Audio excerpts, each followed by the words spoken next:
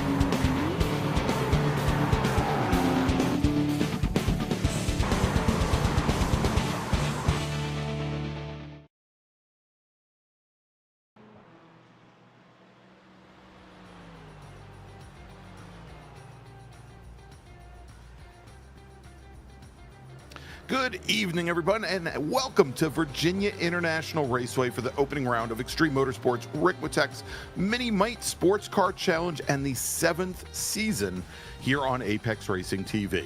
I'm Greg Ginsburg, and joining me in the announce booth, as always, is Larry Lefty McLeod, His Eminence, with Jonathan Grabowski working behind the scenes, giving you all the best views of tonight's action.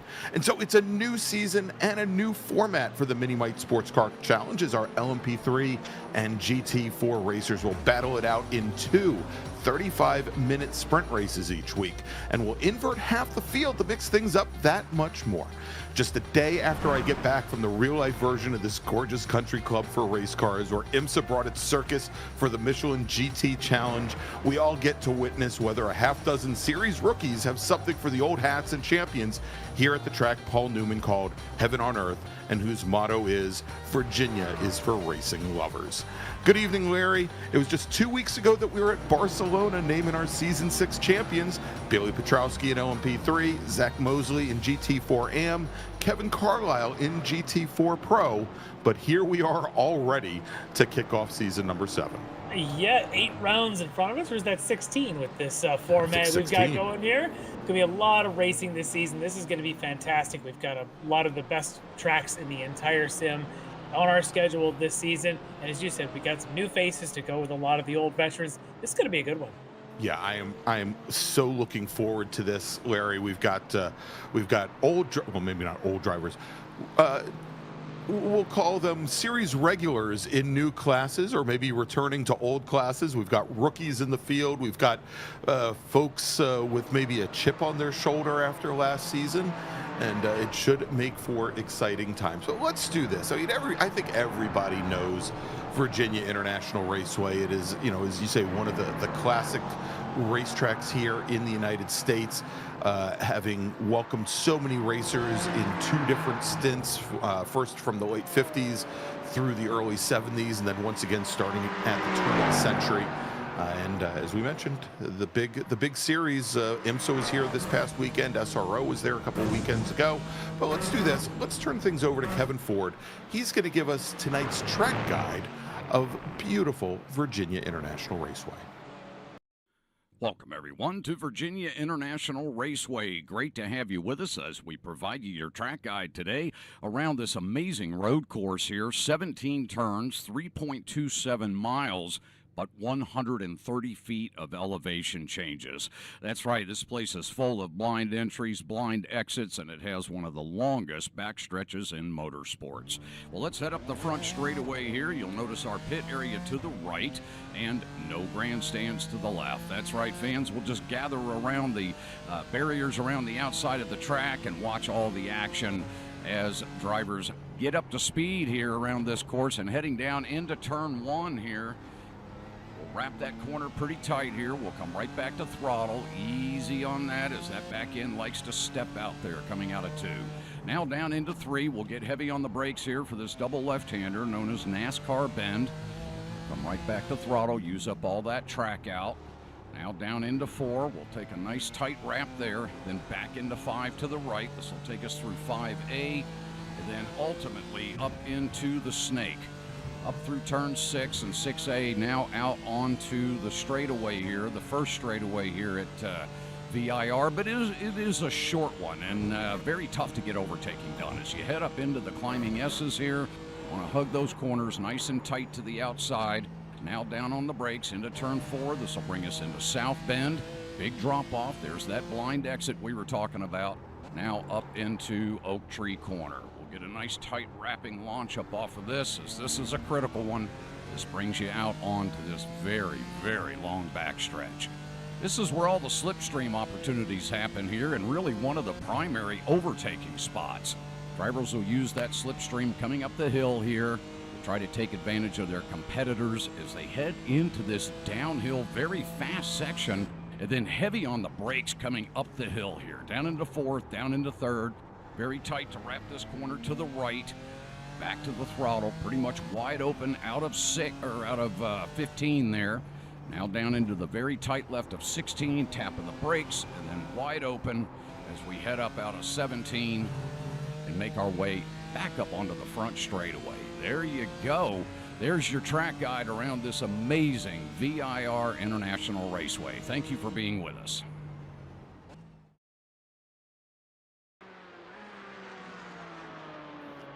And thanks so much to Kevin Ford for tonight's track guide of Virginia International Raceway. And I think Larry, he had to throw it a little bit of opposite lock there over at Oak Tree. He had it wasn't an easy track guide for old Kevin here this evening. He's showing the challenges of VIR for sure. Absolutely. All right, so we've got our drivers heading out on track right now, Larry, and they're starting their out laps for what we typically do here in the miniMite series. We give our drivers 15 minutes and 4 flying laps only in order to set their fastest lap time and set the grids for tonight's race. We'll have our LMP3 racers grid up together, then we'll have our GT4 racers grid up together as we've got some new drivers heading out, as you can see there. Jonathan Cogswell from Cogswell Racing, one of our rookies here this season in GT4. But let's do this, Larry, and we'll get to some of our racers here in just a moment. But you mentioned before we turn things over to Kevin about some of the great that we're going to be seeing some of the best tracks in the world here this season in the miniMite Sports Car Challenge. Let's take a look at that schedule that we have coming up. And again, you'll see that every single round, 2 35-minute sprint races, but we're going to be heading to Okayama. We're going to be heading to Magna Core. A horrible place to go in real life, but it's an amazing racetrack. Going to be heading to Japan twice, going to be doing Suzuka as well.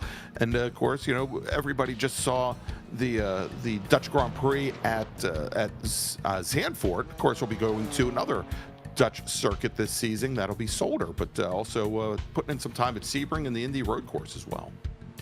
Yeah, these really are some of the best from all over the world. I think it's fantastic. And what a great place to start here at VIR, as you mentioned, with some of the Pro Series just coming off visits there in real life. great place to start off with our new miniMite series, is formerly known as the Sportscar series. A little bit of shake up this season with our new title, but also, as you mentioned, the new format that we're going to be having each and every week with 2 35-minute sprints. This is a great place to start out for this kind of race. Indeed it is. And so one thing that hasn't changed, Larry, is that we've got 3 different classes or 3 different categories racing here tonight. We've got LMP3, and then with our GT4 racers, we've got GT4 AM, and we've got GT4 Pro. Of course, you can pick out all of the LMP3 cars because they're all running the Ligier JS320s. They do have the orange number boards and mirrors on their cars, as well as end plates on the wings, much like Tyler King right here in the number 428 machine. And Tyler is new to the series here, running for Aerokinetics. We've had a number of Aerokinetics racers over the past couple of seasons. Actually, Tyler was here last season as well, I think. So this is actually season number 2 for him. Right now, he is our fastest LMP3 racer on track, I believe. All right, let's take a look at our GT4 racers here. And Larry, here's a big change. Moving over from LMP3 into the GT4 Pro ranks is going to be Eric Violette, driving the traditional steed of the D2D sim racing team, and that is the Aston Martin. And he said he's just purchased the car this week, and he doesn't know what he's going to do. He's just hoping to finish midway through the field, but he is in Pro, and the way you can tell he's in Pro, he's got the red number board there on the side of the car, as well as red mirrors, windshield banner, and end plates on the wings. Not just any color red. It's Ricmotech red. That's right.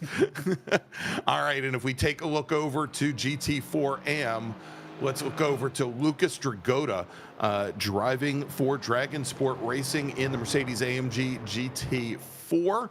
And Lucas, Larry, I think he is a racer that he's going to have something to prove here this season after finishing second in the championship this past year. And, it all came down to, just a handful of points and a handful of laps. But Lucas, like our other AM drivers, he's got the green number boards on the side of his car. He's got the green mirrors, windshield banner, and end plates on the wing as well. And right now, he is your fastest racer on track with, looks like about 3/10 in hand over the other racers.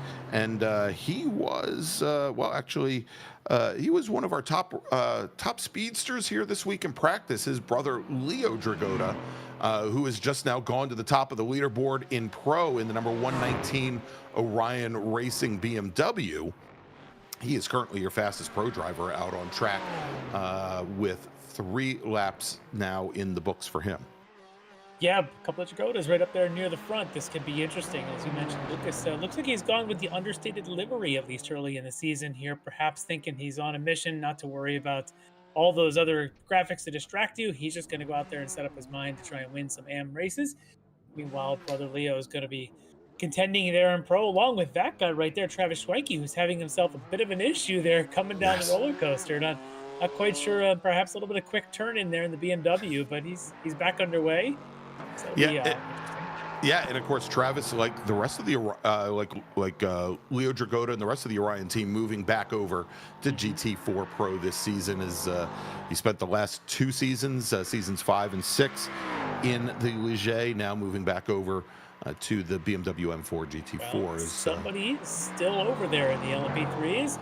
Right there in the D2D, that's the D2D himself. That is Bobby Child. Maybe he's not the D2D, but he's certainly become the face of it. The Bobby face Childs. of D2D.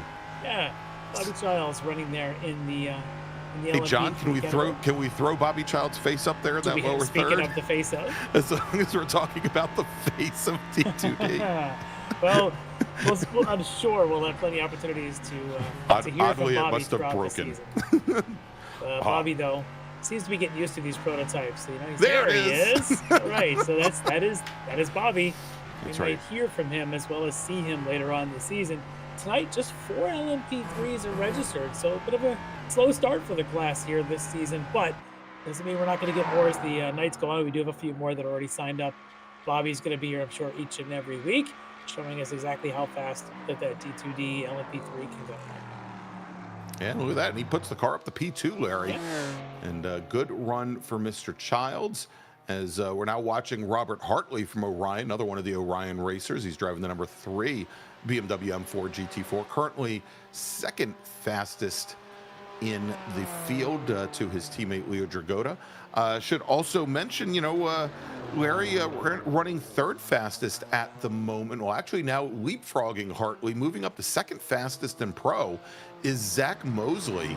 On his third flying lap, turns in a 1:53.36. Zach was our season 6 GT4 AM champion, and when you win that AM championship, you get to move up, whether you like it or not, into the pro ranks. He's certainly got the pace to do it, so that'll be great to see him putting that on. Currently sitting there in the 5th spot in the GT4 Pro Grid, but the man at the top right now, one of the newcomers here, That's right. Dan Carrito, has got himself in the top, first win into the 52s in the GT4 ranks. You can see him right there in his Porsche GT4. He looks quick right out of the gate. Again, this is the first time we're seeing him this season. That's right, Dan Carrito running for Saints and Sinners Racing in his Porsche Cayman. And he has been, he may be a rookie to the series, Larry, but he has been racing in iRacing now for 12 years. Yeah. So rookie might be a misnomer, but he looks like he definitely belongs in the pro ranks as he comes through the uphill S's. Look at the speed he carries through South Bend, one of the more difficult corners here, and probably the highest speed sweeper that you have here at VIR. Yeah, such a tough corner. He just floated that car through there beautifully, carried a lot of speed, was able to run all the way down there to Oak Tree, and looks like he got a pretty good exit there. Middle, a little bit of a bobble, but I think everybody drives the Oak Tree turn with a bit of a bobble there. But he's got quite a run. See if he can improve on his 52.9 that he's got currently on provisional pole out of all of the GT4s on top course there in his pro category. Just about, can't do math, what are we, about 20 thousandths or so ahead of, or 80 thousandths ahead of Leo Dragota. I can't do math. I've been to the Greg Ginsburg School of Should Math I this break week. out the abacus, Larry? No, we probably shouldn't. I think more likely I'll get the Casio wristband calculator. That's right, and we'll just hear the little clicks of the keys. Hey, want to welcome our usual cadre to the chat here tonight. We've got Zach Berghoff. We've got Multi-Yapples, Larry, where I'm fairly convinced that the only thing Multi-Yapples says is good race. It doesn't matter if the race has started. It doesn't matter if the race has ended. It doesn't matter if we're in qualifying, but that's what we get. And, of course, Brendan Kennedy, good to see you here this week as well, Brendan. Thanks for joining us all. He can say good race all he wants. Hopefully he's already clicked on the like and subscribe, then we're all good to go. That's right. Oh, look at this. As Jeff Jacobs comes to a complete stop over at the cut through for the North Course, coming into the uphill S's, and he just brought that car to a stop. I don't know what happened there. Keep your eye on that. See if he decides to try again. We'll get a good look here at Lyndon Swaby running in the GT4 Pro, the Canadian driving that BMW. First time we're seeing Lyndon here this season. Yeah, and he's racing for Sector 5 Racing. Of course, we've had a couple folks from Sector 5 here over the last couple of seasons, much like his teammate Brian Bennett, who we've seen certainly in the World Challenge ranks, and good to see him here as well, racing in a Cayman. And looks like both he and Swaby. Well, Swaby's racing the AMG GT4 here, and we do have a guest waiting for us. We do indeed. We've got BTL Motorsports own Jennifer. Oh my gosh, Jennifer McDonald joining us here and moving over to Sports Car Series. We typically see her in the World Challenge. Great to see Jennifer here this evening. All right, Jennifer. Hey, yeah. So welcome to the pre-race. You excited to be back at it here in the Ricmotech Monday nights? Yeah, absolutely. Should be fun. I'm looking forward to the new format. Yeah, definitely. If you Because we're kind of switching away from the long races, even in the World Challenge Series, you're running there for a while, and it's sometimes 90-minute. 35 minutes, a bit of a different flavor. How do you prepare? What's a strategy changes when you go to such a short sprint? Well, I didn't have to practice my pit entry. Just kidding. But yeah, just takes the pit strategy out of it. So to be honest, I'll miss that a little bit. But you just can't make any mistakes. You've got 35 minutes to get it done. So looking forward to it. Yeah, a lot of pressure on to get it done in the short Yeah, a sprint little bit more. format. Yeah. It's good. So I hear that perhaps you've been doing a little bit of out of the sim real life racing. Have you been out at the track lately and anything fun? Yeah, actually not so much. I've done a little bit of watching. We went out to Road Atlanta last year and watched some IMSA races, and I've watched some of my friends do a variety of different series. But I've just been focused on building up I just bought another BMW. I like old ones, so it's an E82, which is a 2011 135. So I've been working on that and just watching my friends race. And I don't have time for much else. Is that going to eventually be a track car, or is that more of just a daily thing? Yeah, I'm doing it as a street build. Those cars, you got to get an AccuSump and a few other things to. It would be a great track car, but you'd have to put some work into setting it up that way. Yeah. But I had an E36 and an E46, so I've been around the BMWs on the track a few times. Yeah, it sounds like every time we see you on the sim, you seem to be in a BMW as well. Is that a coincidence? Yeah, I almost switched it up to the Vet for the World Challenge, but now I am a fangirl, I guess, of the German BMWs. Do they handle it all in the sim like you've experienced on the track, like in E46? Not so much. I mean, they do still have some tendencies, but these GT4s and GT3s are a little different animal than my E36 stripped down track car, but they do have that same tendency to understeer and just the weight shift is similar. Yeah, well, BMW's a fantastic platform. There's obviously a big fan base there, and Absolutely. yeah, quite a few of them running here tonight. So Yeah, it's good to jump- see a few more on yeah, track, so it'll be good with the new one coming out. yeah, it is, and to see the group here tonight, you're jumping right back in. You've got a lot of competition. To be able to scope out any of the new faces, new names that maybe they weren't here before. Yeah, a little bit. It's a deep field, so it should be a really fun season. Yeah, absolutely. Should be great. Well, I think we're about to get qualifying started, so good luck tonight. Maybe we'll get Yep, a chance to talk to you in about 70 minutes or so. that'd be great. See you guys later. Bye. All right, there you go, everybody. That is Jennifer McDonald from BTL Motorsports driving her BMW M4 GT4 here this evening for the miniMite Sports Car Series. And Larry, we've got our drivers gridding up, and as they do here at VIR, we actually have them grid up on the pit lane itself. Let's run down the starting order. Do you want the long list or do you want the short list? Why don't you go ahead and do the LMP3s? I'll take the GT4s. All right, sounds good. Well, on the pole tonight from Aerokinetics in his LMP3 Ligier with a qualifying time of 141.277, it's Tyler King. Bobby Childs from D2D Sim Racing will start to his left, while Josh Vidal and Marlon Jones, Vidal from Phantom Power Racing and Marlon Jones from Lead Paw Racing, they'll make up row number 2. Now, Larry, that when we go and invert the field for LMP3 for race number 2, I don't know how much of a difference that's going to make. It probably won't make much, but it will matter in the GT4, so let's get that grid going. All right. On the pole in his rookie maiden appearance here on our Monday night Ricmotech series, from Saints and Sinners Racing, it's Dan Carrito, the only one to get down into those 52s tonight. It should take the back. He's the first one and the fastest one of the 52s because Mike Dam, the Orion Racing representative here on the front row, he also got into the 52s there right at the end of qualifying. So there's your front row. Row 2 on the inside, it's going to be, this is an all Dragota row. We got Leo on the inside from Orion, and we've got the other brother, Lucas Dragota, on the outside from Dragonsport Racing. Row 3 on the inside, another newcomer. We get Alex Brown here from Eagle Beavers, right alongside Rob Hartley from Orion Race Team. On row 4, Zach Mosley will be on the inside, making his appearance here in the pro class this season, alongside, we just talked to her, from BTL Motorsports, Jennifer McDonald. On row number 5 on the inside, Rob Schwenkler from The Wrong Stuff, lined up alongside a D2D Sim Racing driver, Chris Thorman. Following them, it's going to be Travis Schwenke from Orion, alongside, converting from prototypes into the GTs, Eric Violet from D2D Sim Racing. Behind them on the inside, Aaron Beaver from Rockefeller Racing. He'll be lined up alongside SCCA Foundation's Jeff Jacobs. Behind them, Scuderia Dinosaurio Grass something, Andrew Parente alongside GTD Sim Racing's David Bateman. Behind them, Tom Jenkins from Midfield Motorsports on the inside, and Lyndon Swaby on the outside from Sector 5 Racing. Behind them, you've got John Sterling from Eagle Beavers alongside Black Flag E Motorsports' Dale Maxwell. And then Chuck Labano from Frito Sport will be lined up on the inside with Andre Wedderburn from Allspeed Racing on the outside.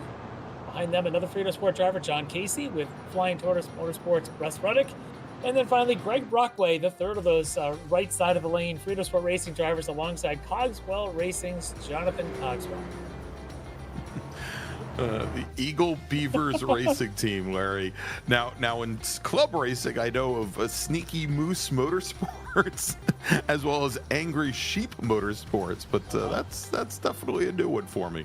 And as well as Scuderia Dinosaurio Grasso. Yes, I'm not. Thank you, Andrew. I think I'm going to stay away from that one tonight. It's great stuff. I love these names. Oh my. All right, so we've got the LMP3 field behind the safety car, Larry, coming up in the South Bend, and the GT4 car is quite a bit further behind. Should note that when our drivers come out of Hog Pen, out of the final corner, and get ready to take the green flag, that we will have a real-life starter, a real-life steward, given the green flag command, and that is provided by the SCCA Foundation. The SCCA Foundation provides funding for the SCCA Academy, training the next generation of race workers and volunteers that make real-life road racing events possible. Visit sccafoundation.org for more information. And I saw a lot of SCCA workers this weekend, Larry, at the real-life Virginia International Raceway, manning the corners around 17 turns and 3.27 miles of heaven on earth. Yeah, it is such a beautiful place. You and I have been there. You've been there a lot more than I have. I've managed to be there a couple times, even got out on track for an SCCA event. In fact, for one of the time trials events. It is just absolutely glorious place to be in all seasons, whether it's springtime in the rain, whether it's fall and the bit of chill in the air with maybe even some flakes of snow, or in the summer. It is just gorgeous over here. Boy, I tell you, this is it looks just as good in the sim as it does in real life. It really does. And you know, it is one of those tracks where, yes, you can if you go off track, you can hit a wall here or tire walls here or there, but for the most part, it's one of those tracks that is very forgiving if you get it wrong, and there's a lot of nice green runoff area all around this track. If it's dry, it's forgiving, and today it's dry, but let's add a little rain in the future. I'll tell you, it's not quite as forgiving around this place. That is true. All right, as our LMP3 field is coming to the line, they've already entered the start zone, and we have a green flag is in the air, very early green here before the drivers even get to the curve, and we are underway as Bobby Childs jumps to an early lead over Tyler King, but King's got the inside position, is late on the brakes.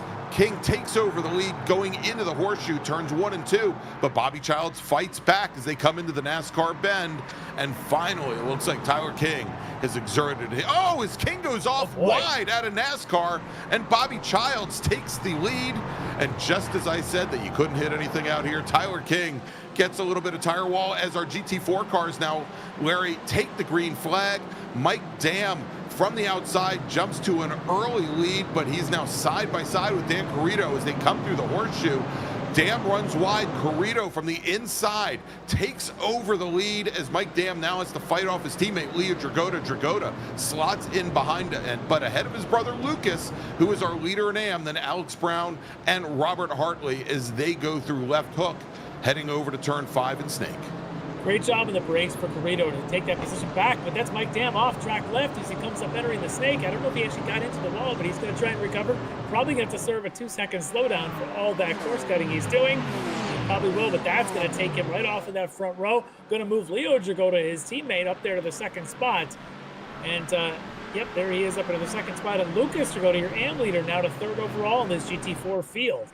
Yeah, that is so unfortunate for Mike Dam as he's now going to have to move all the way towards the rear of the field. Dam let's see where Dan rejoins. Back 10th in Pro, right, 12th so in GT4. This is Tyler King going through the uphill S's, the climbing S's, around turn 10. He's not going to make that turning cleanly. He's going to go running a little wide. Managed to keep it together to not go flying across, or worse, hook to track left. Great recovery there for King. Yeah, indeed, and as our LMP3 pole sitter, finding out what cold tires will do for you here at VIR, just maybe moving out a little bit too aggressively, and obviously having some issues getting around Marlon Jones, although I believe he's now gotten a pass done on Jones to move up into third. But here is our leader coming into lap number 2. Larry, Bobby Childs, he's got his first point of the season. He is your leader after the first lap. I tell you what, he was clean in the first lap, clean and stable. He's got Josh Vidal, who was hounding him there for part of that lap. It's kind of backed up just a little bit now. Got some free air there, about a second between them. As we go looking now, is this Leo Dragotta now making a move for the lead in GT4 Pro, and he's got it. Dan Carrito now in the Porsche, back to second spot. So it's Dragotta, Carrito, and Dragotta, 1, 2, 3 in this field. The second of those Dragotta is Lucas, your AM leader. He's got some daylight between he and his AM competition. Yeah. Aaron Beaver right now running in 11th, or I think it's 11th overall in this GT4 field, where Lucas is up in third. So big gaps there, helping Lucas. A great move for Leo to make that pass there on the is that going into one, or was that I believe that was going into one, where he was able to just outbrake him going in. And Larry, it's probably not too early to talk about it. As we mentioned, after our first race, we're going to invert both the LMP3 field, of which there are only 4 cars, but also the GT4 field, of which I believe there are 26 cars. Yeah, let's take a look at that move that Leo made on Garrido coming down into turn number 1, just a little bit later on the brakes, and pushed the 40 car a little wide. It's good and clean, though. He had good position there, was able to hold the inside line. Some guys, sometimes they don't hold enough. They don't go slow enough on the inside. Leo did a great job there to hold that position as they come up now to the top of the roller coaster there. This time now working on lap number 2. And it's a good little run here for they're maybe just trying to break away a little bit from the pack, as Robert Schwenkler has moved up a bunch of spots. You can see him in that McLaren. He's moved up about 5 spots already in this race. You can see him. And Schwenkler finished. Schwenkler came in second in GT4 Pro just a season ago. 2 weeks ago, he finished second in the Pro Championship. So certainly don't count him out, as he's now running 4th, and he's right up there with the top 3. Reading his name in qualifying and seeing he was down the order, I was kind of scratching my head a little bit, saying, well, Schwenkler's a little lower than I would expect him to be. Now he's back up where you think he would be. In fact, he's closing the gap to the threesome in front of him. Now he's only 1 second behind Lucas Dragotta, and then, of course, Leo and Dan leading this thing. Lucas third, but Rob Schwenkler now really closing up on those front 3. Indeed. So Larry, if we look at what that split will be, out of 26 cars, the split will be right around 13th position. And, we were talking about the huge distance between Lucas Dragotta and Aaron Beaver right now in the battle for first in GT4 AM.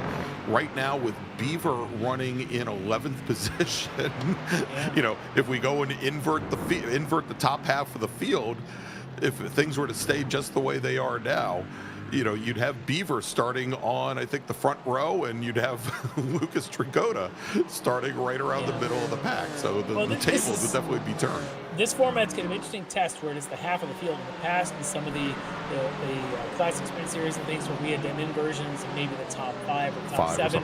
Yeah, we never did half of the field in this size of the field.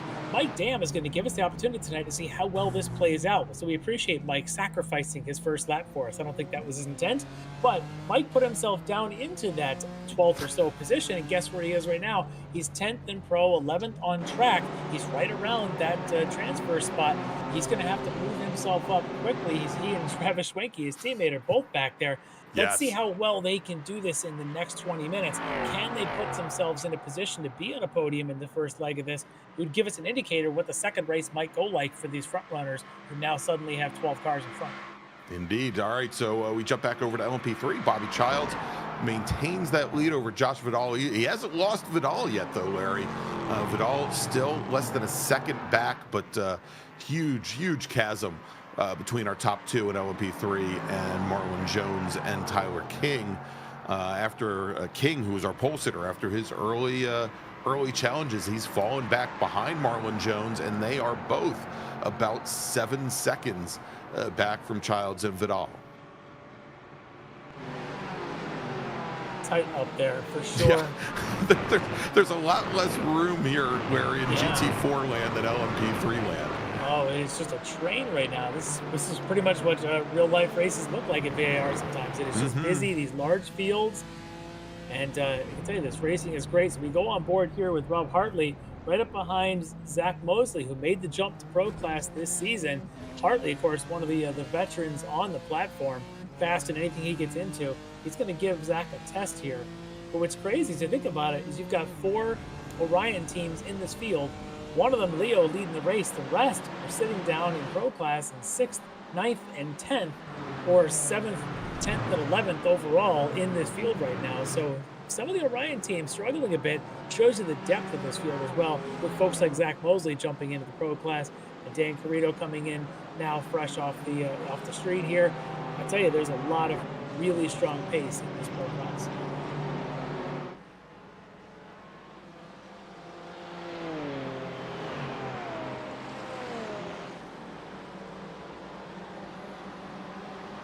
All right, as we watch here, and here coming down into turn number 1, side by side. We talked to Jennifer McDonald a little bit earlier, but that isn't her. That is Robert Hartley and Zach Mosley. Mosley to the inside in that Mercedes, and he manages to hold off Robert Hartley. That is the battle for 5th. Right behind, Chris Thorman gets around Jennifer McDonald. I guess I threw out the announcer's curse, and she wasn't even in the frame. Oh my, I'm sorry, Jennifer. No, you just can't leave well enough alone. She's got the chases on here with Schwenke and Dam right behind her, doing everything they can to get by. Those BMWs chasing Chris Thorman, of course, and the D2D Aston up there in front of him. So good little train developing here, and kind of holding their own. And remember, Thorman, we'd seen had put in some very strong races last season, and but we want to check in on Eric Violet, Larry, because Violet said, "Hey, I just want to finish halfway.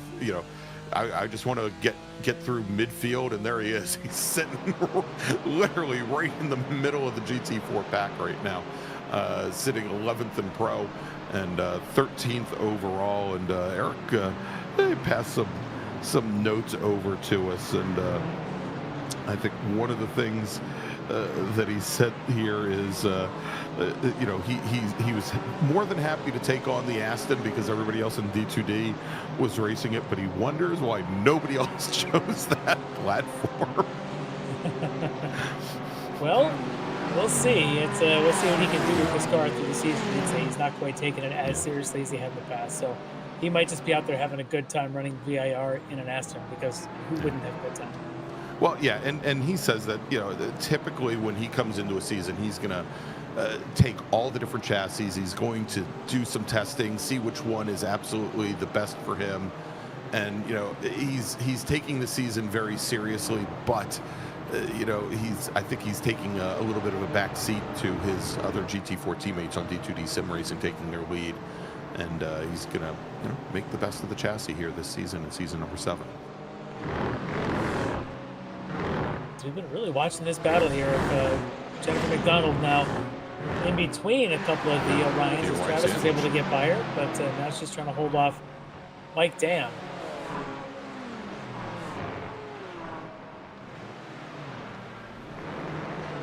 All right, let's jump ahead a little bit, Larry. We were just checking in on that battle between Zach Mosley and Robert Hartley, and both of them now closing in a little bit here on Alex Brown, the Canadian Mercedes. Or let me rephrase that. The Canadian Mercedes driver, that's what I meant to say.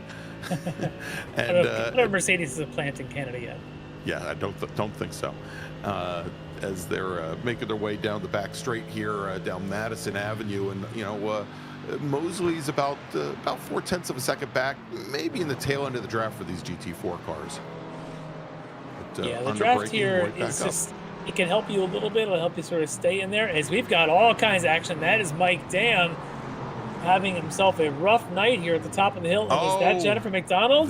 That's the 199 machine of It Jennifer is. McDonald, indeed, right up at the top of the roller coaster. She's got some damage on that car. Let's see if we can catch this replay here. So here they are. Dam's behind. McDonald's is in front. McDonald is going to stay to the right. Dam's going to go to the left as they come up to the braking point. And Dam gets a lot of curb on the left side. Yeah. Kind of throws him across into her. Yeah, you know, and it's interesting there, Larry, because I thought that as they were coming in, I thought, oh, watch out, because Jennifer McDonald, it looked like she had dropped the wheel drivers right at the entrance curve, the curbing on the left-hand side, or on the right-hand side, pardon me, just before you make that little bend in to the left, and then Dam came back the other direction. I think they were both perhaps a little bit out of sorts. It certainly didn't help them. Yeah, all of that. There's a narrow stretch of pavement through there. We've seen a lot of incidents over the years in various races. But I'm going to look at this one. Speaking of incidents, Vidal going grass there a little bit, coming out of the lower S's now as they head up to the climbing S's. He was side by side with Bobby as they worked their way through traffic. This is for the lead in the overall in the race. This is it between Bobby Charles and Josh Vidal. Josh managed to save the car, play for another day. And let's see if he can take it to Bobby now as they come in behind some traffic. What is that, Eric Violet, in front of them now as they come off the oak tree? No, yes, that is Eric. All right, let's take a look at this again, Larry, because this is actually coming into perhaps the tightest, most difficult section to make a pass here. Coming through turn 5 Look and at the 5A, run for Vidal. going into Snake. Yeah, it's a tough place to go side by side. Yeah, you know, and Vidal had the run, and he was perfectly set up, and it looked like Bobby maybe just got his elbows out a little bit there to get out from behind Jeff Jacobs. I'll defend Bobby a little bit. I think Bobby had to wait. He had Jeff Jacobs in front of him in the GT4 car. Bobby had nowhere to go, and frankly, that is a difficult place to go side by side. You said one of the most tough places to pass is. Speaking of attempts, though, as Bobby is coming down pit lane. We aren't sure what this is. He's got a penalty. Sure. There's a penalty on a different incident, but not for this. Well, we do have a ruling, though, on the incident between Jennifer McDonald and Mike Dam. The ruling is Mike Dam is responsible. He's been given a drive-through, which is why I was reading that as I'm seeing Bobby come down pit lane. Yeah, I didn't hear anything for Bobby there. So I'm not sure. And meanwhile, stop and go. Yeah, possibly. Meanwhile, Dam and McDonald are still on the pit lane getting repairs, Larry. So even though Dam has a drive-through penalty, he's not going to be able to serve that until he goes out. Assuming he is going to rejoin, he may just pack it in for this race. Yeah, the Bobby is interesting. I wonder maybe he didn't fuel enough for the race and just realized this was a good chance to come in and get a splash. I'm not sure. He wasn't stopped for very long. So we'll check in with that later on. I'm sure we'll hear updates from our eyes on the ground. But let's get to our GT4 battle as Leo Dragota continuing to lead. But now it's Lucas Dragota, his former teammate and sibling. Ex-teammate, yeah.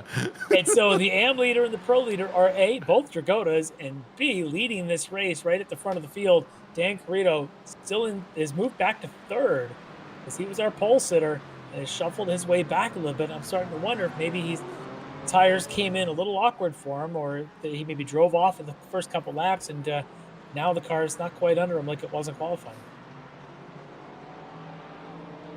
Yeah, and Larry, as we're looking in the chat, good old Jordy Fike. Welcome back, Jordy. Hey, actually, Jordy's been around in the chat for the last couple of rounds.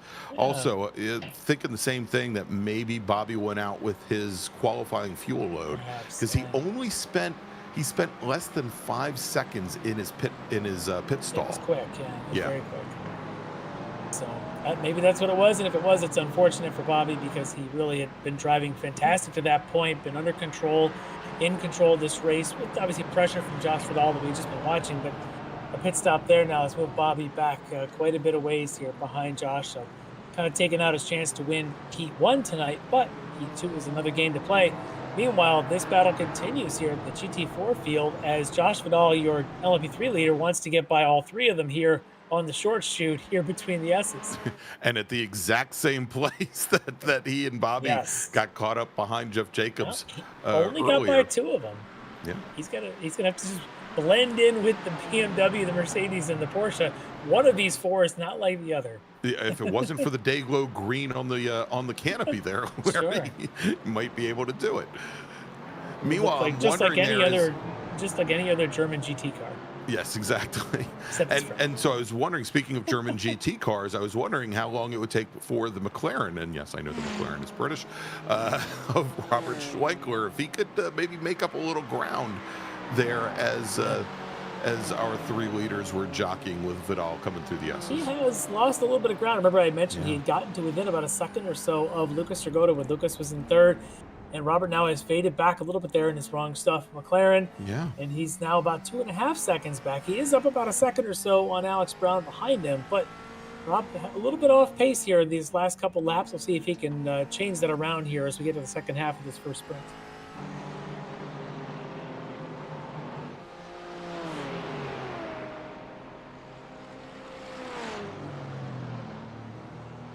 A little bit further back in the field. This is Andre Wedderburn and Dale Maxwell. Oh boy, both having issues up at the top of the roller coaster. Larry, was there contact there? Because it looked as though Wedderburn started to go around prior to Maxwell losing the rear end. I'm sure we'll get a replay here in a second, because I know that John's already looking for it. Here it is. Oop, that's gonna be hard to see. Here we go. All right, so it's that same spot where we saw McDonald and Dan, but this time it looks like there's contact there. That is definitely contact. That is a whole lot of extra speed there carried by Maxwell. Wedderburn just kind of the victim there. And you saw there where Maxwell, as he shot all the way back over to driver's loft, he was just trying to get the car straightened up and hoping that, if he had the car in a straight line, might be able to get it woed down in time, and obviously not. Got right into the back corner. That is the second incident now under review that involves Dale Maxwell. He was involved in one, I think, on the opening lap, along with John Casey. And the third car was Russ Ruddock. No responsibility. There was no action taken on that one. But this one, I suspect there may be some action coming to Mr. Maxwell. All right, here come our GT4. Well, there were our GT4 leaders. That's all right. As let's jump over here. We saw Jeff Jacobs earlier with a couple of LMP3 cars on his tail. Well, now he's got a nice battle on his hands. This is the battle for 10th and Pro with Andrew Parente in the number 49 Porsche Cayman directly behind him. And Parente running for... God, now you're going to make me say it. Scuderia Dinosaurus Grosso.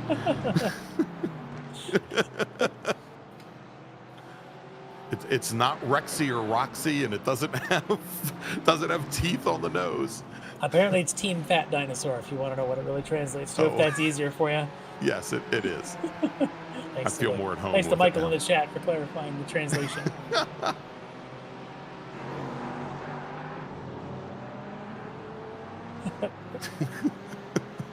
I love the chat.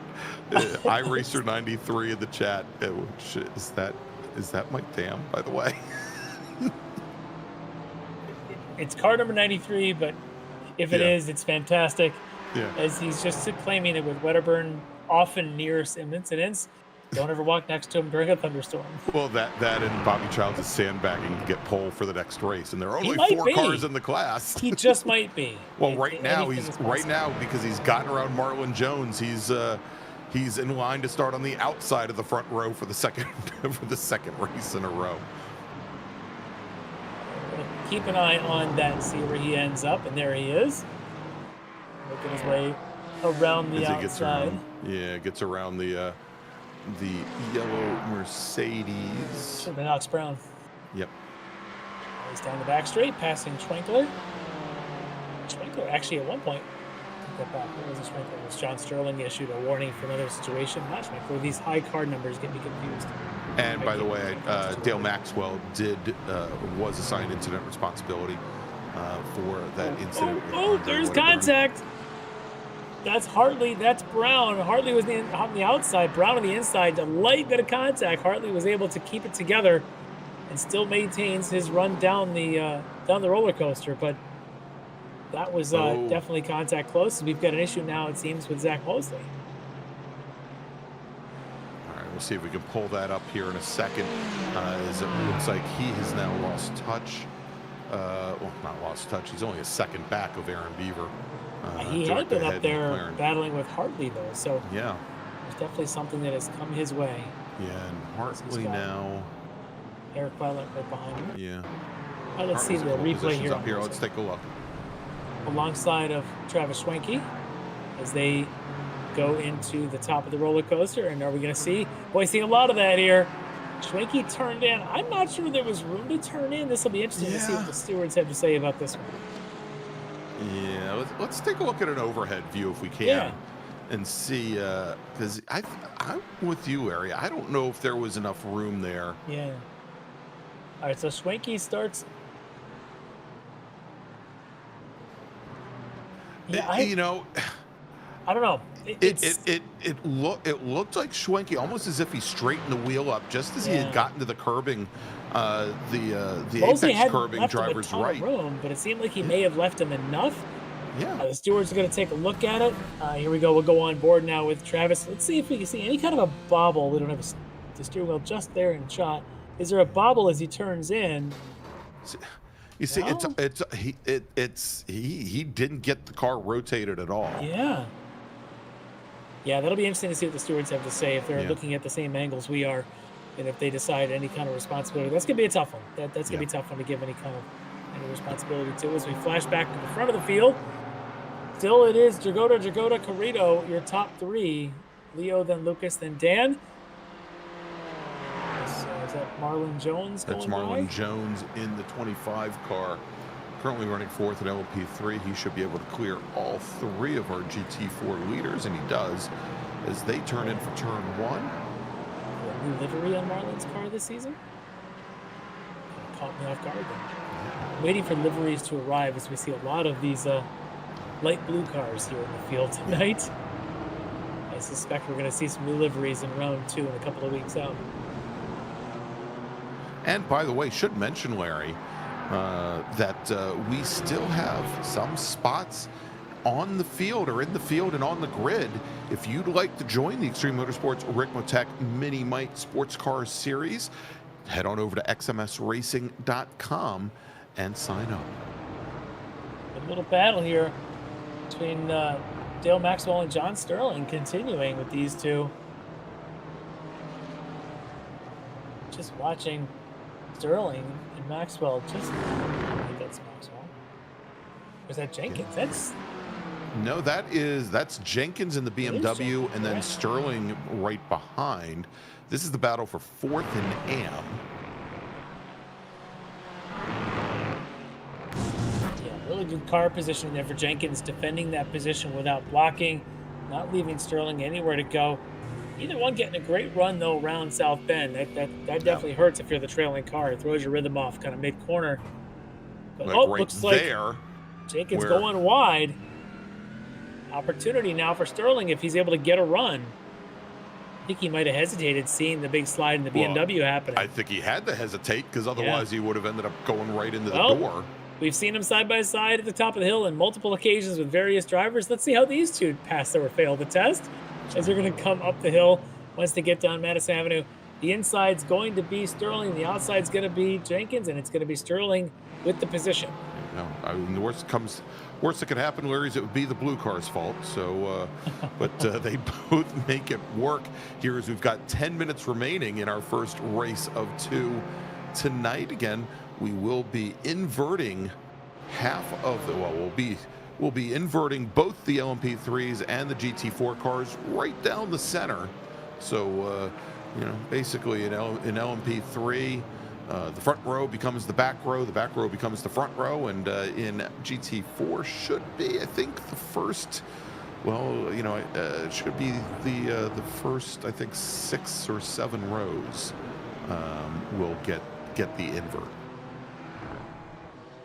Will be interesting because if you look at 26 cars in GT4, if 13 get flipped, the 13th car becomes the 1 car, and right now sitting in that 13th, I think, is Andrew Parente, who's currently in this battle we're watching right now with Jeff Jacobs.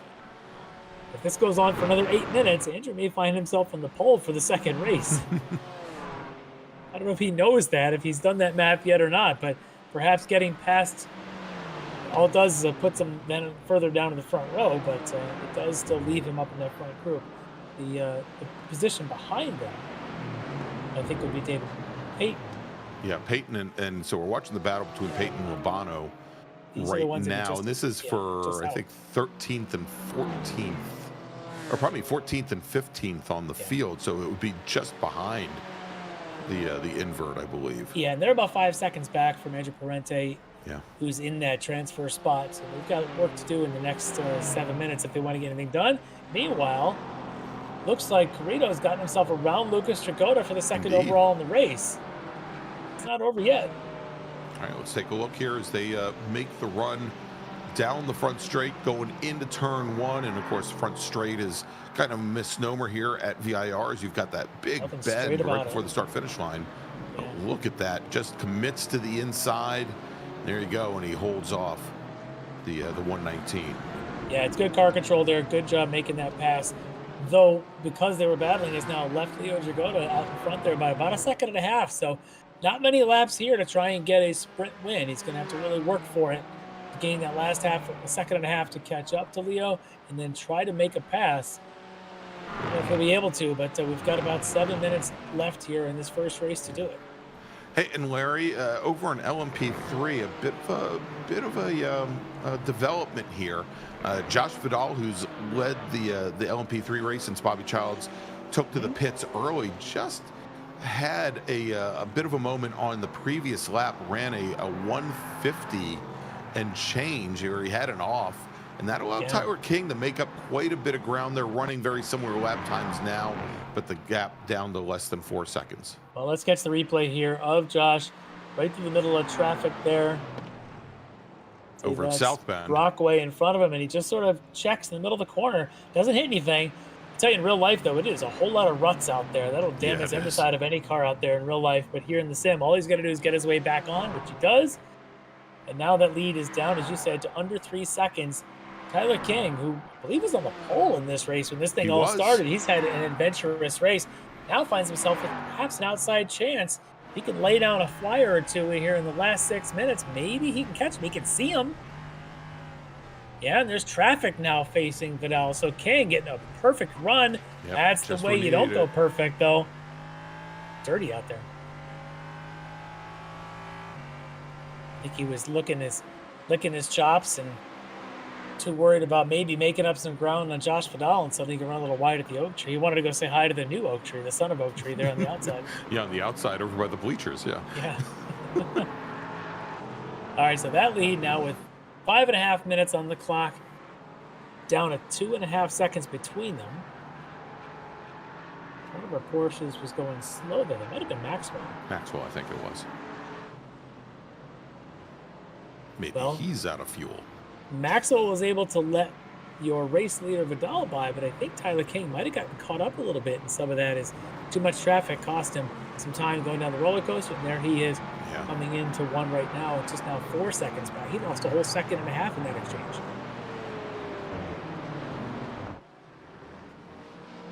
And somebody who is making up ground, Larry, Robert Schwenkler, who we'd seen him fall, I think, almost 3.5 seconds back. He is now running, look at this, side by side with the, well, that is actually a backmarker car. That is the 84 car, yeah. 84, yeah. That's of Cogswell. But he's starting to make up some ground on Lucas Dragoda there. Now less than 1 second back from the blue Mercedes of Lucas Dragoda. Yeah, I wonder if he left a little bit of tire under himself for this last little sprint to the end. Yeah.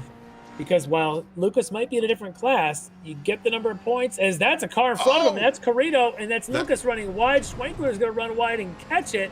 This just created all kinds of mayhem. It's like somebody turned their sprinkler systems on here in the last lap.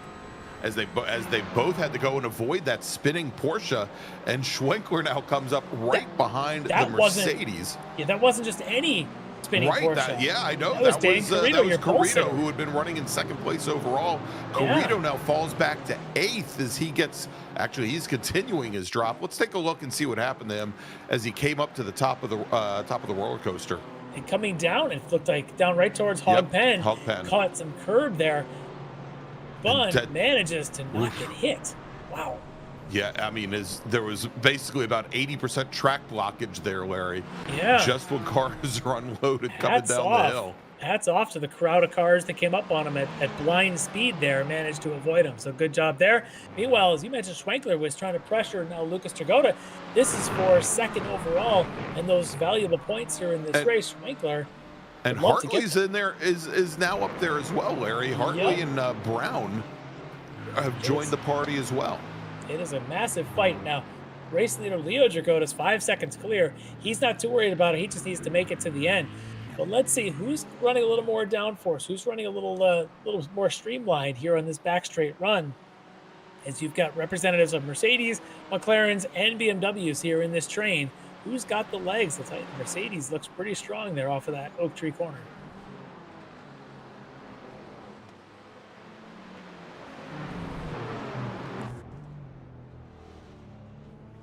These two Roberts have definitely had the pace here after the green flag drop. Hartley and Schwenkler. And Hartley made up a couple car lengths just under braking going into the roller coaster. Yeah. Larry. Well, here we are just under the 33rd minute. Maybe 2 more laps, depending on where Vidal and King, your race leaders, are. And they are together, actually. We got to catch up with them. We thought perhaps King, 4 seconds back, wasn't going to get there. Well, he's there. Oh, he's there now. Yeah. Yeah. Vidal's feeling all of it. And we thought that this race would probably go 21 laps for the LMP3s. Given that we've got about a minute and a half left, yeah, that's probably about right. We thought that the GT4 race would go 19. Probably going to go 18 given their pace, they're going to probably get 2 more. It looks like it's going to be really close. It's going to be very close. Cross start finish in a minute. They may not. Was that white flag, or is we need to get a confirmation? No, we've got to have 1 more lap. We're at 2.5 minutes remaining, and they've been running laps. We're a minute and a half. Yeah. And they cross start finish with a minute and a half to go, and they're running a minute 43. Seconds. So yeah, maybe. Yeah, that's what I'm wondering, how close we are. I tell you, they both know it as King now leads this race. Does Vidal have anything left on this last lap or 2? You know, and Larry, I keep saying that the invert for LMP3 would be the front row with the second row. Given that we have 4 drivers, I think all we're doing would be inverting and switching sides on the front row. Yeah. That the pole sitter would move to the outside. Oh, look at the move! Oh, great move by Vidal coming underneath the Porsche of. King was being so pleasant sitting behind the Porsche. I think he was going to wait for his turn, and Vidal said, "I'll take this way. Thank you very much." Thank you. And he got a pretty good run onto the back straight coming out of Oak Tree as well. If this is the final lap, that is a move and a half for Josh Vidal. I'm not going to try and say Parente's team name one more time, Larry, but great move getting around Andrew Parente there, coming up in the turn 11. More traffic. That's Maxwell. If they're going around there. What flag is the... We've got 5 seconds left on the clock, Larry, and the checkered flag is out. Yep. And taking the win in race number 1, it's going to be Josh Vidal, your winner in LMP3. Tyler King will finish second. Bobby Childs crosses the line. He'll finish third in LMP3. Now let's move over to GT4, where we are watching. This is the battle right now for second, as Leo Dragota is a little bit further up the road, but Lucas Dragota from Dragon Sport, Robert Schwenkler from The Wrong Stuff, Robert Hartley from Orion, and then we've got Alex Brown in the Mercedes, and Brown running for Eagle Beavers, not Eager Beavers, Eagle Beavers Racing. Schwenkler's off. Schwenkler He's losing. back on. What a save. Oh, I tell you, if you had the grandstand seats down there at Oak Tree in this race, you're getting to see a spectacle. Schwenkler, though, is still struggling. Hartley is going to try to go to the right, and I think he's going to get a run on him. And We're look going at to go Brown 3 with wide. the whole shot coming out of Oak Tree. And Schwenkler may have even gotten a slowdown, so he's way back there. He's out of this pack for second now. Yeah, so who's going to get it? Is it going to be Hartley or Brown? Brown's got the nose up coming up in the 14, but Hartley's got not position giving up. as they come in, and there is a big beaver on the side of Brown's car, isn't there? It's an Eagle Beaver. And look at them coming Darn down the hill. The Canadians. Eagle Beavers got the nose ahead of the Orion car. Brown There you ahead go. of Hartley. One more time through Hogpen. Brown, what a move there. What a great run off of Oak Tree on the last lap. Does Hartley have anything in the draft? No, he's not going to make it around there. And Alex Brown is going to come home third in GT4, second in Pro. It was Leo Dragota taking the win. Lucas Dragota finishing in second. Alex Brown and Lucas Dragota taking the win in AM. Alex Brown finishes third, second in Pro. Robert Hartley finishes fourth, third in Pro. And now we've got the rest of our AM field, and they've actually, I think, come across the line, Larry, as we've got finishing second in AM is Aaron Beaver, and then John Sterling will take home third. And there you go. It's interesting there at the end of the race, Larry, to see the AM field there listed ahead of the Pro field. Yeah. Even though I'm showing Leo Dragota took the win in GT4, so I'm not exactly sure why that is. Perhaps the fastest lap might have gone to Lucas. Oh yeah, absolutely. Yeah, it gone to but we will have to eventually get to the story of Schwenkler, who finished way down in 10th overall. I think 8th in Pro. I'm wondering if he ran out of fuel. I'll bet you that's probably it, because he just dropped like a stone coming out of Oak Tree.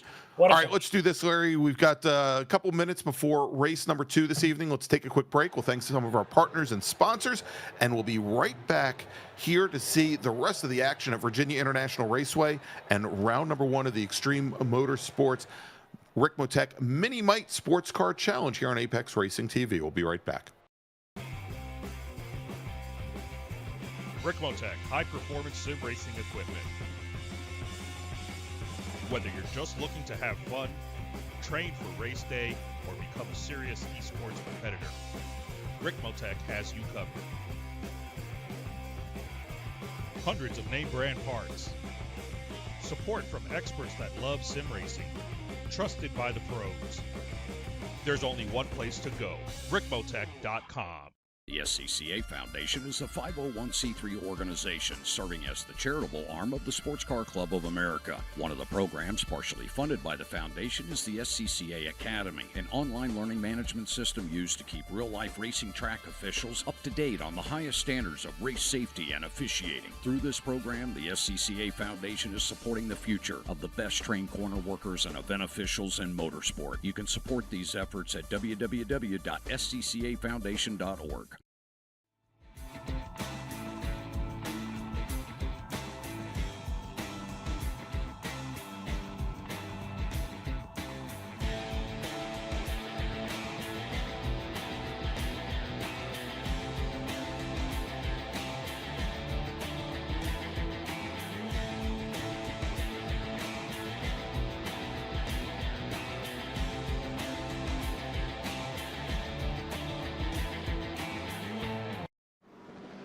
The search is over. The most comprehensive league scoring solution is here, with the ability for multi-level championships, custom incident tracking, post-race time penalties, support for heats, drop weeks display, multi-car team scoring, advanced web widgets, rookie championships, a custom paint system, and load those results in seconds. Visit extremescoring.info today. Ricmotech, high-performance sim racing equipment. There's only one place to go, Ricmotech.com. And welcome back to Virginia International Raceway. It's round number 1 of the Extreme Motorsports Ricmotech miniMite Sports Car Challenge here on Apex Racing TV. I'm Greg Ginsberg, along with Larry Lefty McLeod, and I don't know, John, if we're able to throw up the finishing order from race number 1 or not. And I didn't know if that would be possible as we move. There we go. And well, There we go, right at the top. Joshua Vidal taking the win in LMP3. Tyler King, our pole sitter tonight for Aerokinetics, finishing in second. Bobby Childs finishing in third. Marlon Jones rounding out that LMP3 field. We're going to be inverting the top half of that field. So I think Tyler King, again, is going to end up on pole with Josh Vidal starting on the outside of the front row. In GT4, Leo Dragota takes the win for Orion. He's your pro winner. His brother Lucas, the winner in AM for Dragon Sport Racing. Alexander Brown, third. Robert Hartley, fourth. And then Chris Thorman. And we think, Larry, I think there are 26 GT4 cars. So it looked like the cutoff was going to be somewhere. Well, no, I guess a little bit further back than that. So let's say, that's including the four LMP3 cars. So 26 GT4 cars. So like the first 13 get inverted. Yeah. Which should put Andrew Parente on pole with Jeff Jacobs on the outside, Aaron Beaver, Robert Schwenkler on the next row, which is great for Schwenkler. I don't think he meant to do that. Again, my theory is he ran out of fuel at the end of that race, but he could be on the outside of row 2. Eric Violet, Travis Schwenke, and it would be about the middle of that field, and then so on and so forth. Your race winner, Leo Dragota, would start the race in 13th on the inside of row 7 and have a lot of work to do. We'll see if he's able to. We did see Schwenkler moved up 6-7 spots in the race before he had his last lap incident. We saw Hartley make some moves up to the field, so it may be possible they pull out a podium starting in 13th, but it's going to take a pretty heroic run. But I'm excited to watch and see who can do it. Yeah, I am as well. All right, so the 5-minute warm-up session or practice session has completed, Larry. We're going to see our drivers taking to the grid. There's going to be a little bit of a conga dance here on the pace lap as our GT4 drivers put themselves into the correct order. So we'll have to be ready for that. I assume they're going to do that probably once they get onto the track surface rather than trying to squeeze by on the pit lane.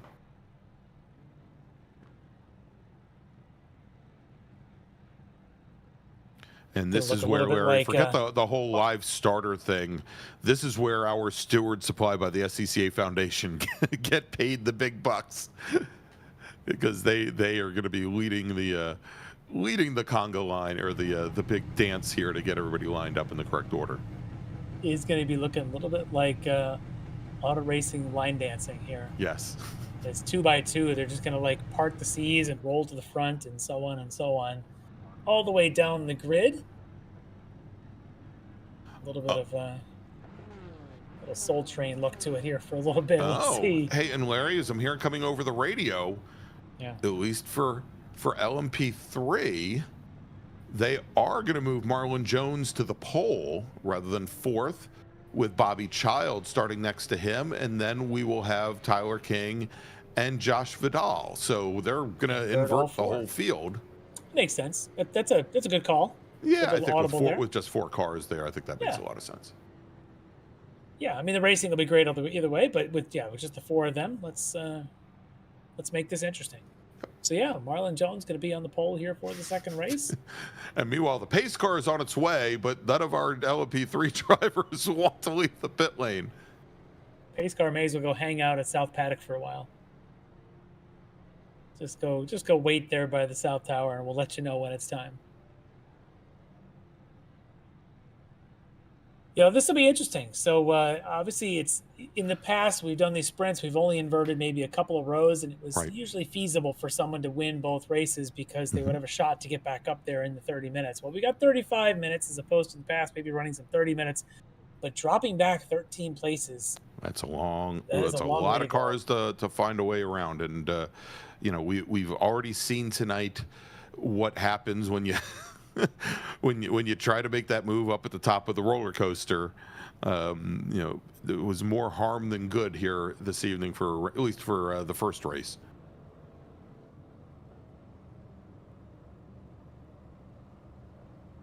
We'll let them get these things sorted out. But yeah, I'm interested to see how well these drivers from the middle of this field can now make their way through the top half. What this could do is it really puts people in a position to potentially win races where, their qualifying position in the past may have prevented that. So now you got some folks that maybe qualified 3rd and 4th row in the first race now find themselves maybe in a chance to be on the front 2 rows here.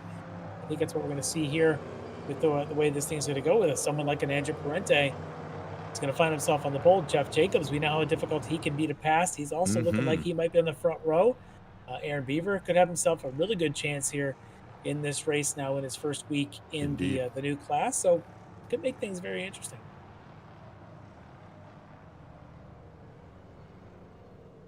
Stewards are doing the shuffle.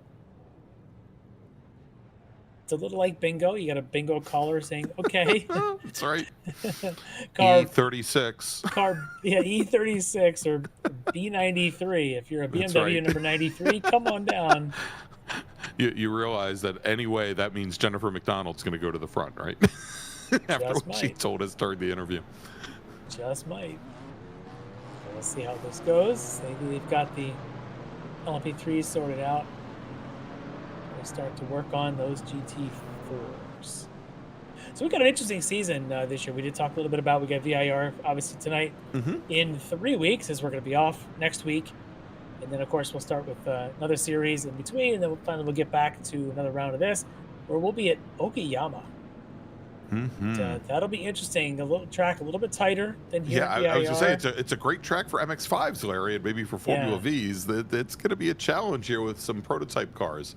Yeah, that'll be one of the tighter ones. But then later in the season, we'll be at Sebring. Clearly, great track for multi-class racing. We're at Magna Core. I don't know the last time, or if we've been to Magna Core yet. The last we were at Magna Core right after it was added to the service, Larry, but I believe it was the World Challenge. Yeah. Not the miniMite series. Yeah, so it'll be interesting to get it down to there. So I'm looking forward to all of these different tracks and getting different flavors. We talk about Okayama being tight. We're going to be at Zolder. That's a little bit of a tight track. And then you've got the bigger places like Sebring, Road Atlanta, Indianapolis, and of course here VIR. I would consider, although it's narrow in sections, it's a pretty big track otherwise. As they are starting to move some folks around, so that looks like Parente and Jacobs on that front row. And just a reminder, everybody, that if you do like what you see, obviously, go ahead and give us a thumbs up. Click on that notification bell. And, we know we have a lot of you here in the live chat, but go ahead and leave a nice little comment for us as well. It helps the algorithm. Also, if you want to join us on the grid, if you want to be in round number 2, and we've got for this season, Larry, there is only one round that gets dropped. So, you could start off pretty much with a clean slate at round number 2 and be on an even footing with a lot of our other racers. Come and join us. Go to xmsracing.com, where you too can sign up. And hey, you could even race against Bobby Childs. And maybe add as much fuel as Bobby did. And that is exactly what he needed to do in the middle of that last race. We were speculating that he needed fuel. That's what it was. 30 minutes is not enough fuel in an LMP3 car for a 35-minute race. No. Bobby found out. All right, so let's quickly, as best I can, I'm going to try to run on the grid of the GT4s on the pole for this race too. Andrew Parente in that Porsche. He'll be lined up alongside Jeff Jacobs. Behind them, Aaron Beaver and Robert Schwenkler. Row 3 is going to be Eric Violette and Travis Schwenke. Row 4, Dan Carrito and Zach Mosley. Row 5, Chris Thorman and Rob Hartley. Row 6, Alex Brown and Lucas Jagoda. On the inside of row 7 is going to be Leo Jagoda, and on the outside it'll be John Sterling. Behind them, David Payton and Tom Jenkins. We'll have Lyndon Swaby and Chuck Labano. Behind them, Andre Wedderburn and Greg Brockway. Then we'll have Russ Ruddock and Dale Maxwell. John Cogswell and John Casey. And finally, Jennifer McDonald and Mike Dam. They got introduced to each other in the first race. They're going to be starting side by side of the last row here in their BMWs in the second race tonight. There you go. And iRacer number 93 in the chat following along, as I've told people to go to xmsracing.com to sign up for the league. He says, if I join now, I can still make this race.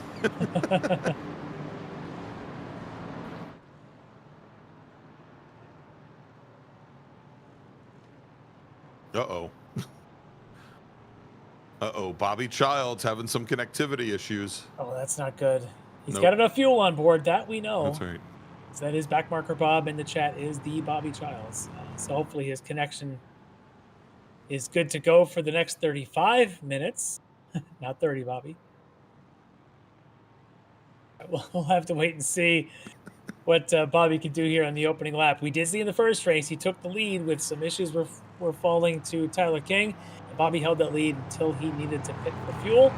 See if he's got his strategy sorted out here in the second race. By the way, I'll give Bobby a shout out. Good livery tonight. Kind of understated, but with the accent of chrome, my personal favorite accent color, as you've seen my go-kart, it's got accents of chrome. Good job there, Bobby, tonight with the D2D livery. Now all he needs are the little eyes on the back. That's just to psych out your competitors when they come up behind you and they can't stare at those bloodshot eyeballs. Let's just send me IMs for more secrets of iRacing liveries. Sorry. All right, field making their way now and turning things over to our starter as they get to the start zone right about now. We had a very early start for our LMP3 racers the last time around. It was even before they got to the curve. And once again, Larry, an early green flag as our LMP3 racers make their way down to turn one. Bobby Childs once again jumping out to an early lead. He's got Tyler King, who was our pole sitter in race number 1, tucked in right behind him. King comes right across the nose of Marlon Jones. And our GT4 racers now getting the green flag as well.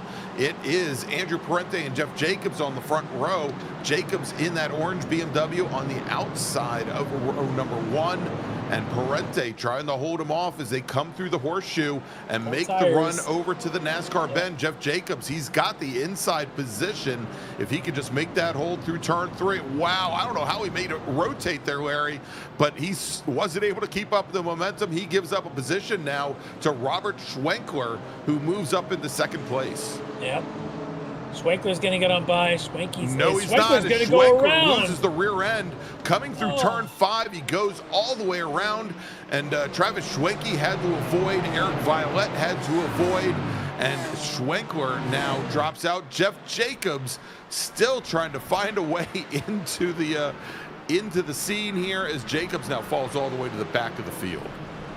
That is just heartbreaking. Cold tires. We've got more spins in the middle of the field. One of our BMWs is across track even. Everyone's going. Swabby, I think. And we've got a pile up. Yes, we do. Gosh. That's Swabby who started this whole thing. That looks like Brockway in the 62. Chuck Labano was involved in his There's Mercedes. Swabby there. Yep, and Brockway both sliding down the hill to try to get back up towards South Bend. This is just chaos here at the top of the S's on the opening lap. Meanwhile, Bobby Childs leads Tyler King at the end of the first lap here in LMP3, but the GT4 midfield is just chaos. Let's check a replay. You'd think it was Watkins Glen, Larry. Yeah, so this is all pretty normal here. I was just thinking at this point, everyone's got cold tires. Hopefully they can sort this out. One car goes off. That's Chris Thorman, number 60. The D2D car. He stays off track. That's good for him. Of course, Schwenkler we saw happen a couple of corners later. And then we get to the top of the hill. This is the Schwenkler spin one more time. Losing it right here at the second part of the S's. Just can't quite hold it. He stays out of the way. Let's get the replay at the top of the hill. And Schwenke got a big eyeful of that Ricmotech red number board on the side of Schwenkler's car. He did. And still managed to get on the binders and avoid them. Wow. We're going to catch a replay now. I think at the top of the hill as we go aboard with Swabby. Now watch Swabby. That's Mosley in front slowing down. May have caused a checkup reaction. And Swabby unfortunately slides back in the way. Gets into Labano. Brockway hits into him. And I'm not sure who that BMW is that just went by. They also got tangled in all. Everyone else going off track. That is just chaos. But we're still green flag. Wow. So moral of the story: don't paint your car. I think they called it Bobby Childs blue in the chat. Meanwhile, they can use Bobby's skills here for liveries tonight. But speaking of Bobby, he has dropped the spot. Tyler King has made his way around Bobby for the lead in the race in LMP3. Right now, Tyler King leads the way as they finish up lap 2. Bobby Childs, Josh Fidel sitting in 3rd and 4th. Yeah, and let's take a look because I think Bobby had an issue coming into the S's. He was side by side with King as they came up the hill, and I think he had issues coming in the South Bend here. He did. just did not even get the car turned in, Larry. Yeah, it looks like perhaps they had gone side by side through part of it with both Childs and King. And I think Bobby wasn't quite sure where Tyler was, and he stayed so far right, the car never turned in. These cars do have a bit of push, especially at high speeds. I think we just saw it there as Bobby managed to keep it together, but losing a little bit of time and track speed there to Tyler King. As we flash to what's now not quite the front. It's Andrew Parente at the front. Eric Violet and Travis Schwenke in second and third. Exactly. That's Violet from D2D. Moving over from LMP3 into the GT4 class. Remember a couple seasons ago when we were running the TCR cars here in the miniMite Sports Car Challenge. Eric Violet, one of our fastest TCR drivers, and when the TCRs made way for the LMP3s, that's how Violet went. But great positioning for him here. Let's take a look as we jump on board with Robert Hartley. And this was, I think, that early, the lap one spin from Schwenkler. Yeah, that's where it starts for him. And then he goes alongside Mosley, and Mosley ends up getting slowed down and perhaps may have caused the accordion at the top of the hill. As we're on board now for Schwenke. Now, watch what Schwenke saw, because he saw nothing but door and somehow managed to miss. That's a beautiful McLaren that he got to see all broadside of, and luckily didn't make any contact with it. And then you see exactly how Violet took advantage of it and moved up to his position, running in second, as he was able to get past both Jeff Jacobs and Travis Schwenke to take over the position. Of course, Andrew Parente, Larry, who started off on the front row because of the invert tonight, he is now 5 seconds ahead of the rest of the field. That is a little bit of luck and a lot of good execution for Andrew. Moving out to this lead, 5.5 seconds, but that train behind is going to get shaken up if anyone can make a pass on Eric Violet, as Schwenke, Hartley, Brown, Lucas Dragota, and then somewhere in that range, I think, is a Leo Dragota as well. Leo Dragota's in the just had an pits, issue. Larry. So we're going to probably catch a replay because Mosley and Leo have been side by side coming up toward the top of the roller coaster. And here's the replay. On the left is Dragota, your race one winner. Mosley on the right. Oh, Mosley just gets into the back of him and misjudges, and your race one winner is going to be out just like that. All right, and it sounds like Lyndon Swaby has just been assigned incident responsibility, I'm sure, for that turn, or that lap one Schlemazel going up through the S's. This is chaos here, and that's what you get when you get these sprint formats and these big inversions. Lots and lots of chaos. All right, so in this grouping, Schwenke's managed to get his way around Eric Violet. That leaves now Rob Hartley with the task of doing it next, with Alex Brown and Lucas Dragota behind them. I'll tell you, Lucas, having finished this race up near the front. And he's sitting 6th already. Yeah, he could be walking away with a good points take tonight. See if he can make his way through some of this traffic. He's got some big names and lots of experience in front of him with the likes of Violet, Hartley, and Schwenke. But let's see what Lucas can do here, playing the game patiently right now behind Alex Brown, leading an AM, 6th overall in GT4. So, Larry, you know, one of the and it looks like Schwenkler, his problems and issues continue as he goes off coming out of South Bend. Let's take a look.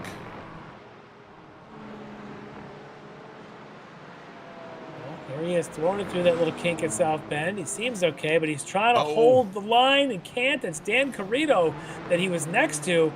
Carrito just held his line. Schwenkler did not, and he ends up hooking left. Schwenkler was probably carrying a good 5 miles an hour more than Carrito was, and just didn't have anywhere to go except get off the throttle. And especially with that McLaren, you let off the throttle at about 100 miles an hour, Larry, in the middle of a corner, and the rear end's going to walk around on you. Stuff happens. All right, well, here's Eric Violet trying to hold his line. It's tough. Hartley with a good pass there in the BMW gets around Violet, and behind them though there's an incident. That's Alex Brown. Was that going Alex around. Brown and the Eager Beaver? I mean the Beaver car. Eagle Beaver has gone around. I think Lucas Dragota was able to avoid him. Yeah, it didn't look like there was any contact there, Larry. I think you're right. There wasn't much daylight either. Let's catch a replay. These two Mercedes. Little checkup going on. watch the yellow one. And there's contact for sure. Yeah. I just don't know who initiated it. I'm sure, again, that the... You know, from that camera view, it looked like possibly a netcode thing, Larry, because you saw the rear end of Brown's car step out when there wasn't any contact. Let's watch this from a bit of a different vantage, and let's see, because I think you may be right. They're both basically driving straight, and all of a sudden the Eagle Beaver just pulls left. I don't imagine that that's actually the driver inducing that. The driver would have kept his distance, but sometimes it's almost like a magnet effect sometimes when you get that sort of, the sim doesn't know what to do and it miscalculates and says, no, you two want the same real estate. No, he's trying to stay ahead of John Sterling. Well, you know, when you're out in the Canadian, I was going to say the Canadian outback. That's not quite Very right. different part of the world. When you're out there building a dam, Larry, you don't have the best internet connectivity. I don't know that anybody ever referred to the Yukon Territory as the Canadian outback, but perhaps you're going to coin something here. Yes, exactly. The Yukon outback. Yes. One's a Chevy SUV and one's a Subaru. Well, you know, I did just see that last Mad Max movie the other day, so maybe that had something to do with it. All right, so let's look at this. It's a big slide on the outside there for Jenkins. Fighting now with Mike Dam. Dam's got the inside. As Brown now finds himself fighting alongside Jenkins. Brown's on that Jenkins inside. holds him off for now. Yeah, Brown's gonna slide in behind. You know, so Larry, let's take a look here and see if Brown can do something with it. I was, before all of this happened, I was going to make mention about the fact that we don't have the pit stops that we have to worry about it here any longer. And I saw probably the most bizarre thing happen during the NPC race at VIR this weekend. It involved Turner Motorsports and their two BMWs. As they came in for pit stops, and they had both of their crews servicing both cars at the same time, nose to tail. When the first car was finished, they left a gun out on the pavement as it went out, which when you do that in IMSA, that is enough to earn you a drive-through penalty. The trailing car hit said gun on the way leaving its pit stall, which also is enough to earn you a drive-through penalty. And the two cars were running second and third at the time, so took themselves out of contention. But I'd never seen something like that, how just one gun could affect two cars, although I'm sure both drivers probably wanted to shoot themselves. Sometimes kids just leave their toys and parents trip over them, and next thing you know, dinner's late. Exactly. All right, so we go on board with Lucas Dragotta here, trying to run behind Eric Violette. Again, Lucas up to 5th in the overall GT4 field. And a good run. In the chat, Canadian Jordy Fike said he's headed to the cottage. Thank you, Jordy.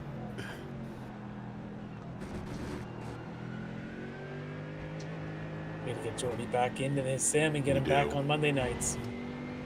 We got to work on him. All right, so Eric Violette has done valiant efforts. He's trying to hold these other, perhaps not Aston Martins off. Not much success doing it, but he's at least made it difficult for them. As a couple of Orion cars, Schwenke and Hartley, were able to get on by. Now it's Lucas Dragotta and the Dragon Sports turn. Can he make the run and get past Violette? See if it happens here as they come off Oak Tree. Meanwhile, this is Bobby Childs and Josh Vidal once again. Ooh, we just saw somebody. I thought somebody went off at South Bend right ahead of him. Oh, look at Bobby slicing and dicing next to his teammate Chris Thorman, leaving a pick for him. That's nice. Bobby going to run a little wide though, coming off Oak Tree. I would say that's nice, especially after what we saw at CTMP last season, Larry coming out of the final quarter, where Bobby Childs wasn't able to make a pass like that work. Details. But he's improved. He's good here. Right now he's in a fight, though. Josh Vidal is going to be late on the brakes, manages to stay in behind Bobby. They come down the roller coaster. as we are not quite to halfway of this 35-minute second sprint race. Bobby sliding wide as they come down toward Oak Tree. That's Alex Brown in front of them. Bobby did not get a great run. He's going to, again, using another teammate here. That's Chris Thorman. Perhaps he'd use some draft this time. Thorman moves all the way over. He doesn't want a piece of it. Vidal dropping wheels Almost down the front straight here. Yeah. Vidal out there mowing the grass along the front straight. He's still in it, though. Good racing. Bobby Child's I was going to say Child's very defensive coming in the NASCAR, yeah. But he was working his way. I think that was Mike Dam he just worked his way past. Didn't have much of a choice. Bobby driving like it's Saturday night at the little roundy rounds back home. The way he's running this thing, a little aggressive, but not too aggressive. Holding his position strong. It's a pretty good scrap, you know, for a 4-car field. They're putting on a pretty good show here in LMP3. Makes me want to maybe jump in 2 weeks and sign up myself. All right, here we go. This is Dan Carrito and Andre Wedderburn. Somebody made a mention in the chat earlier about Wedderburn, Wedderburn and Karma, but here we go as he jumps underneath Carrito, who had started on the pole in race 1. Mm-hmm. That's a good pass there. Yeah, Make nice that pass. stick through Oak Tree and now along the back straight. That's a great run for Dan Carrito. Good pass. And and this could be trouble, Larry, because that is Dale Maxwell right behind Wedderburn. These two had an issue. It had an issue in race number 1.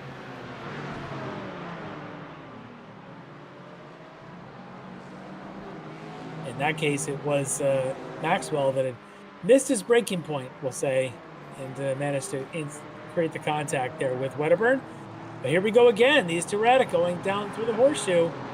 It's still Bobby Charles in second place, holding off Josh Vidal for third, but it's getting spicy here as we're just past the 16-minute mark. Yeah, Bobby very late on the brakes there going into turn 1 to hold off Vidal, who looked like he had Vidal looks like he's got some straight line advantage over Bobby, that Bobby might be running a little bit higher downforce rear wing on that car. Which means Bobby's really got to work then to do what he can for car position and keep traffic between them every time he can. And here he is going through the uphill S's. Schwenke can barely see that LMP3 behind him in the mirrors. They go down towards the Oak Tree. Schwenke's going to stay to the right, and Bobby successfully puts the GT4 between he and Vidal. Good driving there for Bobby. Good strategy. Yeah, and Schwenke had moved all the way back over online, over to driver's left. I would imagine he did know that Vidal was there based on his relative screen, but made it a little bit more difficult for Vidal there. Had to get the pass done coming out of Oak Tree rather than going into turn 10. Well, there's the battle here of John Sterling and Dan Carrito. I think that's Andre Wedderburn still in this fight. All three of those baby blues. Poppy Blue. Baby blues, not Bobby Blue. Bobby's livery skills are way better than that. It's a good little run there between Sterling and Wedderburn. They're fighting for second spot in the AM category. Lucas Tragota's got the lead, but these guys are Sterling, Wedderburn, and Maxwell fighting for that next spot.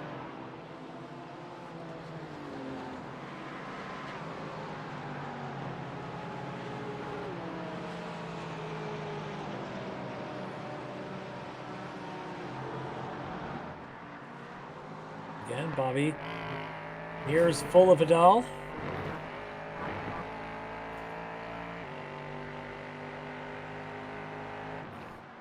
Vidal feigning a pass. It's not quite there, but he's certainly making Bobby think about it as they climb the S's. All right, just came in from race control area that Zach Mosley receiving incident responsibility for the contact and the incident that he had with Leo Dragota here early on. Sense, yeah. Our race 1 winner, Leo Dragota.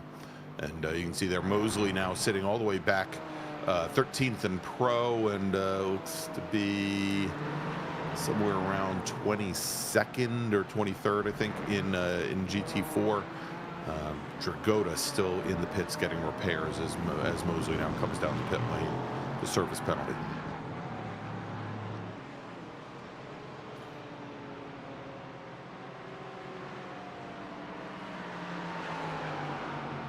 Watching some of the traffic management here. Everyone just kind of taking a breath here down the back straight. Is Peyton just ahead of Alex Brown here. Brown's issues that he's had here in a couple of different places. But Peyton's not going to make it easy for Alex to get around.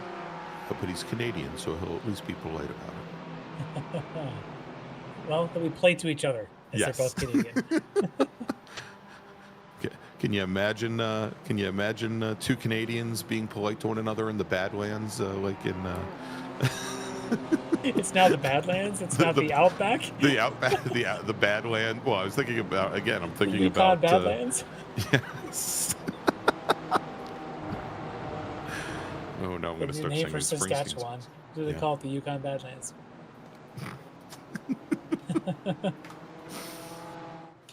Oh, somewhere Mel Gibson is rolling in his grave. Oh, that's right.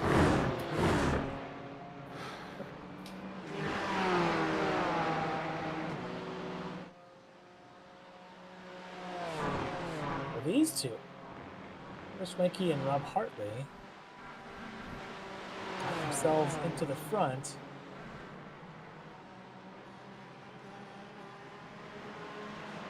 Drew Parente was not able to hold on to that lead that he had earlier in this race. I've got a couple of Orion teammates here battling it out instead.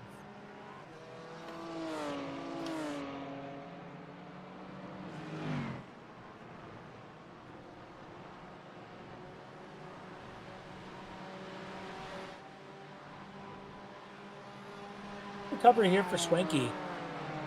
Didn't really get too much of a benefit with the inverted top 13 as he started this thing pretty much where he ended the first race, but finds himself at the front of the field. But he's got that always pesky teammate Robert Hartley right behind him. The question is, can the other teammate in this group, Mike Dam, get anywhere near this group? He's a couple of seconds back, 5 seconds back or so. We'll see if he can make a run to this as we flash back to the Bobby Charles Josh Fidel battle for second in LMP3.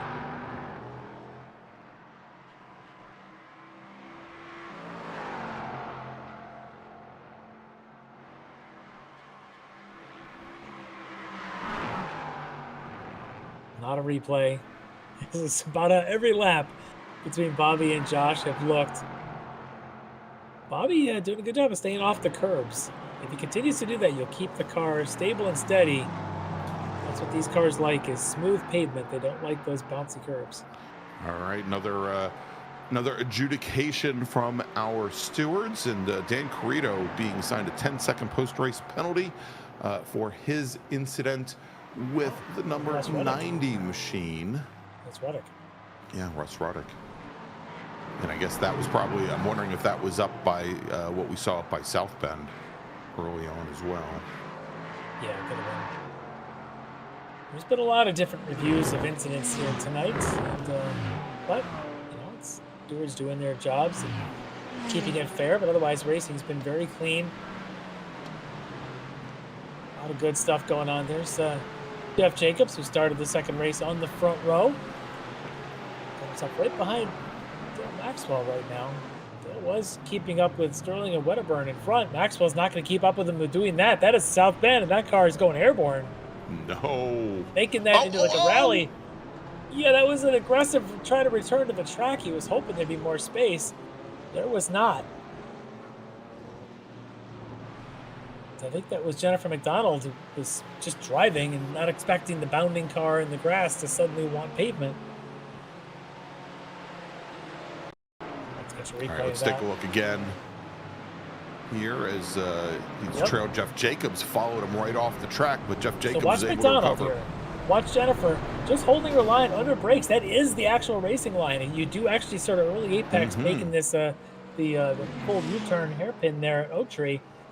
And there was no room there for Maxwell to come back on. So Maxwell's going to have to recover further back, which he does. But Now, in real life, Larry, for many years, there was a huge culvert down about halfway down that run out of South Bend through the grass that would have launched a car about 6 or 7 feet in the air. Yeah. And made recovering much more difficult. For whatever reason, it never made it into the scan in iRacing. But yeah, you said it, that the typical line through that corner there, you know, it's right over. That's the first apex curbing that a lot of drivers will just simply make it a double apex corner. Some will go and diamond it off, but obviously Jennifer McDonald didn't expect that Cayman to rejoin right where she was. Yep, she held her line as she should, so can hold her position there. As we've been watching this here between these teammates, David Payton and Chris Thorman, the 64 and the 60 in their Aston Martins. They are trying to keep up with Alex Brown up in front of them, but Alex having a pretty good pace here the last few laps, and I don't know if Thorman or Payton have anything for him. See what Brown can do. Meanwhile, their teammate Larry Eric Violet still sitting third in pro, 4th overall. But you know, look at this: Lucas Dragota back up to the lead in GT4 AM and running 3rd overall. That's the real key. Yeah, he's been in the lead in GT4 AM pretty quickly as soon as the second race got underway. But the pace that he has had, he's running pretty close to what Schwenke and Hartley are doing out in front of him. They're about 3 seconds out there. Any issues that they run into in the next 10 minutes, and I'll tell you, Lucas is going to pounce. Lucas, I believe he was he second overall? He was second. He was second overall in the first race, which put him right on the back, basically right in the middle of the pack. Yeah. Due to the invert, and put him back on, I think, row number 7, and he's worked his pull way this up off, to 3rd. He'll walk away with top points of all the GT4s with these 2 rounds combined into the first evening. So we'll see. He's not a lot of racing still to come. Not going to count any points yet, but that's the things you have to do if you want to win championships. You got to have back-to-back good races. Indeed. Yep, and last 10 minutes to go. You know, and again, I keep flashing back to last season, Larry, where he had more race wins than anyone else in AM, but he came into that final round, I think, only separated by, what was it? I think 4 points, if I remember correctly, from Zach Mosley going into the final round. And it was, you know, it was just a small mistake with a couple laps to go, and he ended up losing the championship by 5 points. And that might be sticking in his mind right now. He lost it by 1 point. Yeah, well, that could easily be sticking in his mind now as he's focusing in on what to do with this race. And he's on a pretty good mission here. About 3 seconds behind these guys are Schwenke and Hartley. But for Lucas, that's exactly what he needs to do. Keep the car, keep it moving, clean laps, make your way through traffic wherever you can. Right. For Schwenke and Hartley, you know, neither one of them had the first race that they really wanted. Certainly Schwenke did not. And good recovery here. Of course, their teammate, Leo Dragota, won the first race and then had his own incidents there, trying to make his way through his part of this thing, which is part of the deal. You have to work your way through traffic, a little bit of luck involved, lots of skill involved. And for Leo, all he can do is sit in the chat and watch and cheer on his Orion teammates, which I'm sure he's doing here, watching Travis and Robert. Meanwhile, their teammate Mike Dam, who had a disastrous first race after he went off on, I think, on the first lap of race number 1, and started off pretty close to the tail. Actually, I think he and Jennifer McDonald, no, it wasn't, he didn't go off on the first lap. He and Jennifer McDonald had that incident up at the top of the roller coaster. He and Jennifer McDonald started on the very last row of the GT4 field, and Dam is now up into 5th overall in GT4. He's made up 21 positions here, Larry. Yeah, I believe he's got number 2. If I have this right, I think he has the fastest lap of the race, and he's turning laps now that are right in the range of that fastest lap. His fastest lap is a 53.44, and he just ran a 53.8 basically, which is faster than anybody else. So it's about 0.3, 35 hundredths of a second faster than Eric Violet. Yeah. And Dam is knocked in the last lap about a half a second out of Violet there, who's running 3rd in pro right now, 4th in GT4. Ooh! Well, Bobby Childs trying to make his way around Dale Maxwell. Made a move that I don't think Josh Vidal was expecting, because Vidal had to quickly step on the binders to avoid complete chaos. They both survived, but that was a bit of a pucker moment. And that's Jennifer McDonald, who's just going to stay to the right and let these two go by. She couldn't get any closer to that white line to the right side if she tried. That's nothing to do with that, as Bobby now has traffic. That's Schwenkler. And of course, you got Jeff Jacobs in front of them. I think it's Wedderburn and Sterling and Carrito. You got a whole train that these two LMP3s are going to have to get on by. Vidal's going to get a better run. He's going to go left. Is Bobby going to leave him room? Not really. And the answer is no. They're going to be side by side. They're going to go 3 wide down the front straight. Who's going to be better on the brakes? Remember, these cars don't have ABS in these LMP3s. Is it Bobby? Is it Josh into one? Or is it the McLaren on the inside? Woo-hoo. Oh my. Wedderburn trying to maybe stay out of the way, but getting in the way. Wedderburn was parked on the curbing, and I don't know if Bobby saw him there or didn't see him there. I don't think he expected him to be there. Wedderburn's in his own fight. He couldn't just stop in the middle of the braking zone going into one. He had to hold his own position. So now you've got Sterling here also trying to stay right. I'm waiting for Vidal to make a move like here at some point. Just take the shot going under the bridge on the back straight, but he doesn't. Bobby's going to hold the position again. These guys are 5.5 seconds back from Tyler King. 4.5 seconds back from Tyler King. 4 seconds back from Tyler King. There's something happening to Tyler King in front of this race. I think you're right. Well, He's in traffic, I think. King was in traffic coming through Oak Tree. That slowed him up there, as we do have less than 5 minutes remaining, almost 4 minutes remaining here in race number 2. Well, Mike Dam has caught Eric Violette. These two rivals are at it again. I get the feeling, though, Violette is kind of one hand behind his back in this race.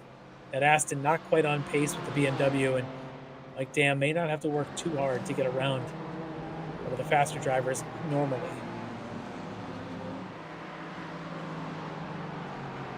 There you go again, coming out of the front straight. Bobby and Josh battle for second. That's Carrito on the right in the Porsche.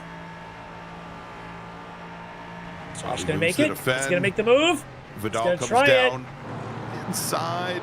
Bobby squeezes. He holds the position on the outside, gets the better run, gets the power down. He'll be on the inside as they come up to NASCAR bend at 3. Bobby's got the position back. That was close, though. It was, Larry, and we'd seen in race 1 where Vidal was much later on the brakes down in the turn 1 and also at the top of the roller coaster than Bobby, but that time Bobby found a little something and was able to go probably around 5 feet deeper than Vidal to hold him off. There's a groove there, and I think he got the power down. He was able to get the power on and then drive to the outside of the horseshoe. It gave him that nose ahead. As look at this, they're going to use all of the little bit of real estate going through the climbing S's to get around one of Bobby's teammates. Didn't catch if that was Peyton or if that, whichever one that was, or Thorman. I think that was Thorman, because that is Parente in the Porsche direct, just ahead of both Bobby Childs and Josh Vidal. All right, looks like Mike Dam now manages to get around Eric Violette. Let's see where he does it. That's over at left hook. Turn number 4 going into 5. That's a good move there to hold that line, and it's good for the inside driver as well, Violette, to hold that line. That is 2 fantastic drivers there. Yes, Violette's maybe a little bit handcuffed tonight, not the speed in the car that he wants, but that's driver control skill. That is how you, if you're going to get beat, make the other guy work for it, and that's what it's. And once he does work for it, though, hold your line. Speaking of holding your line, is Schwenke and Hartley, the 2 Orion teammates, at the front of the field doing it to the horseshoe in 1. Yeah, they figure they got 1 lap to go. might as well time to start fighting here, as they don't have. Well, Larry, this is, I mean, I forgot. This is actually the battle for the lead in GT4. And I think they're going to get this lap plus 1 more based on timing, as we're inside of the last 2 minutes. But I'm looking at Tyler King, your overall race leader. He hasn't seen the white flag yet. Right, and he is just now, he's right behind. Well, Larry, he might put Schwenke and Hartley down a lap because they're just now coming up in the South Bend. Well, if he does, that'll cut down on the number of laps remaining in their battle. They might only have 1 lap left if Tyler can go ahead and make that pass here on the back straight. Yeah. I suspect he might. More horsepower in that cliche as Bobby Childs is going to back it into the wall in his battle with Josh Vidal. And there's got to be a replay worth watching here. Let's let John cue this one up. And Mike Dam is off too. As well.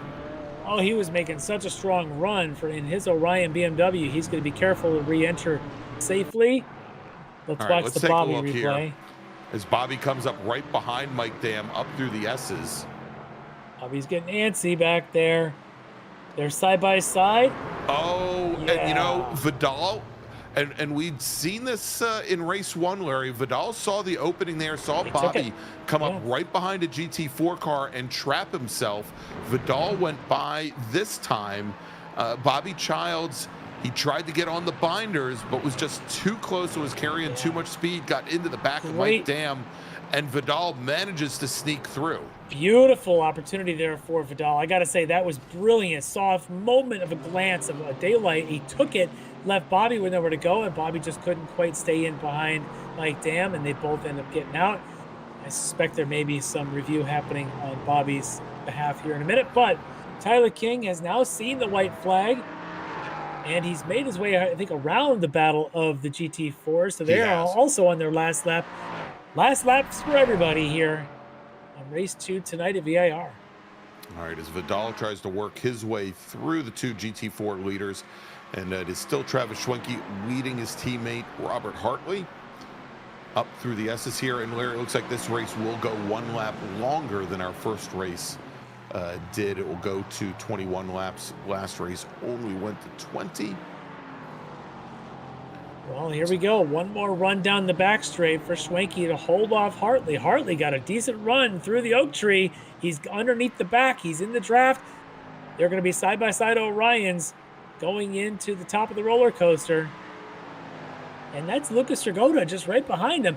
Any sort of off contact or anything between these teammates could put Lucas in a position. Is Hartley going to make the move here under braking? No, he took a look to the inside, Larry. He's going to tries to shoot down the inside, cannot get close enough. And we saw the rear end of the car step out.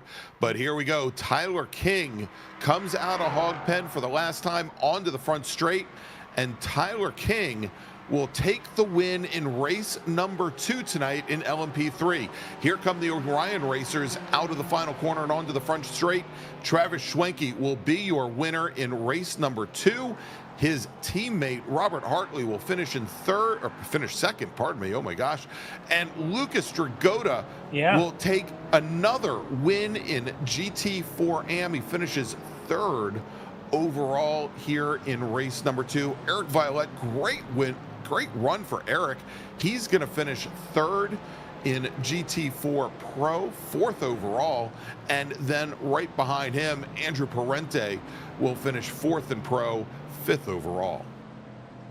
Unbelievable stuff. And I tell you, Lucas Dragotta might have just had the drive of the night. He was 1 second behind the leading pair as they crossed the stripe, and he was catching them quickly.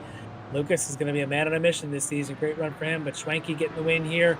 Good night for them, and Tyler King gets the win in race 2. That's it. All right, so taking 2nd in GT4 AM is John Sterling, the 267 car. Great run for John there, and let's take a look and see who finished in 3rd, and that is going to be Andre Wedderburn in his McLaren. Great run for Andre with Tom Jenkins finishing 4th in AM. All right, let's do this, Larry. Let's take a quick break. We'll come back. We'll talk to some of our podium finishers here tonight at round number 1 of the Extreme Motorsports Ricmotech miniMite Sports Car Challenge here on Apex Racing TV. We'll be right back.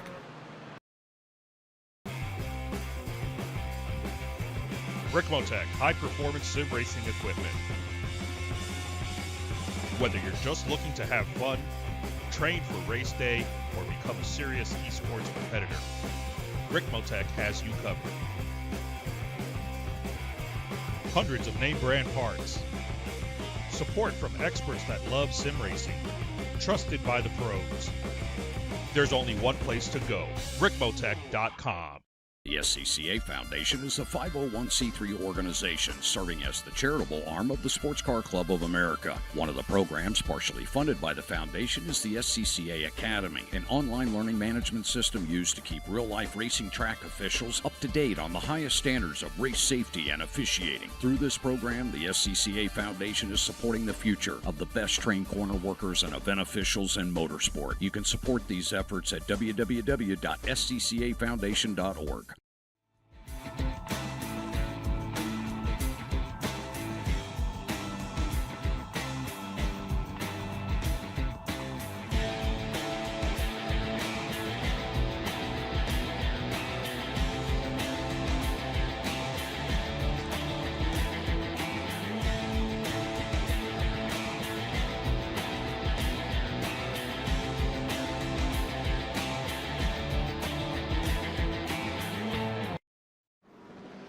The search is over.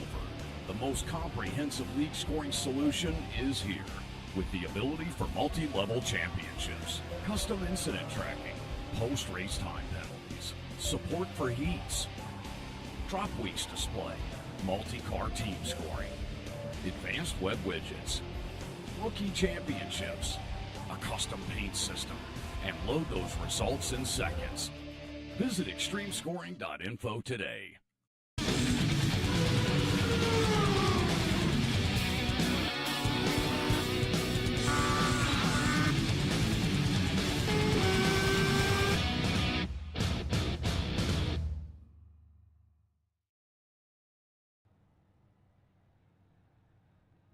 And welcome back to Heaven on Earth, Virginia International Raceway, where you've just seen round number 1, season number 7 of the Extreme Motorsports Ricmotech miniMite Sports Car Challenge. Finally got that all out in one breath. All right, taking the win in LMP3, and he's going to be our first guest tonight here in the commentary box, Tyler King from Aerokinetics, with Josh Vidal finishing second, Marlon Jones finishing in third. In GT4 Pro, Travis Schwenke takes the win in race number 2, with Robert Hartley, his Orion Race Team teammate, finishing second, and Eric Violette from D2D Sim Racing finishing in third. And then in GT4 AM, Lucas Dragota takes his second win of the evening. John Sterling finishes second, and Andre Wedderburn finishes in third. Let's do this, Larry. We've got him sitting in the green room right now. Let's bring in Tyler King, driver of the Aerokinetics Ligier, your winner in race number 2, LMP3. All right, joining us here, your winner of the second race tonight in LMP3, Tyler King. And Tyler, you had some adventure in racing tonight. You had really good battles that first race, though. Tell me a little about that first race and how that went. A lot of ups, lots of downs. That was a bit of chaos. Yeah, I just felt like, throwing that race away on the start, just, cold tires, and was like, I'm just going to go drive off in the grass. I don't think the grounds crew did a good job out here, so decided to go off there a couple times and then just keep racking them up throughout the race there, just little mistakes, and was definitely a little bit rattled there by the end, but I saw Bobby ran out of fuel there. He was short. I was watching my fuel. It was pretty close. I was within a lap of not making it, but I thought Josh maybe lost a little bit of time there. I saw him spin ahead, so I was able to make up a little bit of ground and make the pass, but I give him props, man. That last lap move into Oak Tree, that was a good move. I was just trying to be patient and not ruin somebody else's race, because I was already like, all right, I've already botched this race enough. I don't want to make it somebody else's problem too. And Josh took advantage of it, so good props to him. That was a great finish. Second race, I just kind of went into this, was like, all right, I'm just going to try to recover best I can. Just don't do something crazy, just dial it back, and we're able to kind of piece it together here. So it feels good to finally be able to piece one together after having a couple of instances the last couple of weeks I've been running here, including last season, where just things didn't work out. Yeah, the second race for you definitely seemed a lot more calm. But I said the traffic, though, it seems that you catch these GT4s in bunches. There's always, maybe it's the sprint format, that it seems like everyone's in a heated race. Did you find that as you're getting with your traffic, that, they're not necessarily going to yield to you because they got 2 and 3 others they're fighting for position with? Oh, absolutely. Especially with, if you got a little bit of gap behind you to the car behind in your class, it's definitely like, all right, let's not try to ruin anybody else's race here and see what they're going to do, because they're in their own fight. But those GT cars, man, they put up a hell of a fight. I tell you what, they really do a good job of putting on a show for you guys. That they did, but you managed to also get on the highlight reel just a little bit for you here, as you got the second place, the first race, and the win here in the second round tonight. in the Aerokinetics entries, but I'm sure you got some folks you want to thank for helping you get the win. Yeah, of course. I want to thank Aerokinetics for giving me the setup this week. Really great car to drive. I just want to shout out to my family as well, watching at home. Thanks for the support. Really appreciate it. And I can't wait to be back in here in just a couple weeks. 3 weeks off this week because of the holiday, but we got a lot of good tracks in the schedule here this season. Excited to see how this season plays out. Yeah, it's going to be exciting. And so you get to savor this for 3 weeks, then come on back and try to defend at the next round. So congrats on the win here tonight, Tyler, and for the Aerokinetics team. Thank you. Appreciate you having me, guys. All right, there you go, everybody. Tyler King from Aerokinetics, your winner tonight in our second race of the evening in his LMP3 Ligier. All right, Larry, what would you prefer? Would you prefer that we maybe bring in both Orion teammates, Travis and Leo, who took the wins in race 2 and race 1 respectively, or should we split them up? So let's bring them in together. Let's bring in the teammates. Okay, sounds good. Let's do that. Going to bring in Travis Schwenke, driver of the number 16 Orion BMW M4, and Leo Dragota, driver of the number 118 Orion Racing BMW M4. Leo and Travis, figured to bring you guys in together, a couple of teammates. You guys each took a win here tonight, and vastly different races for both of you. Neither one of you had a great other race, but you both got a win. I'll start with Leo. Your first race, very tough fought. You managed to get out there in the front and be there at the end, but really good racing alongside. You had your brother up in there. You had Carito was in there. Tell me a little bit about that first race and how that went for you, Leo. Right away the car wasn't what we thought it was going to be in the race, so I was a little slow. Lucas and Dan definitely pushed me, but it's just like keep myself ahead of them and just kind of like see how it goes.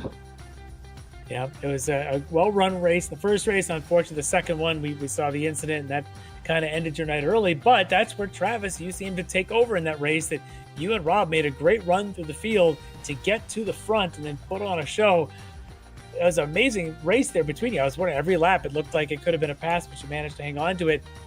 Were you guys playing nice because you're teammates, or were you just having a little bit of better speed going into some of the break-in zones here?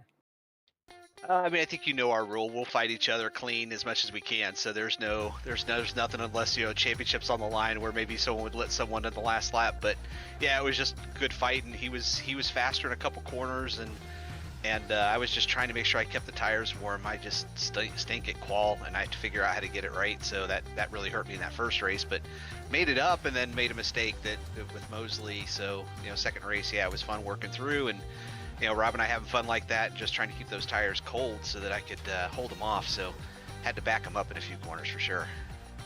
Is that the trick? Are these cars really sensitive to tire temps?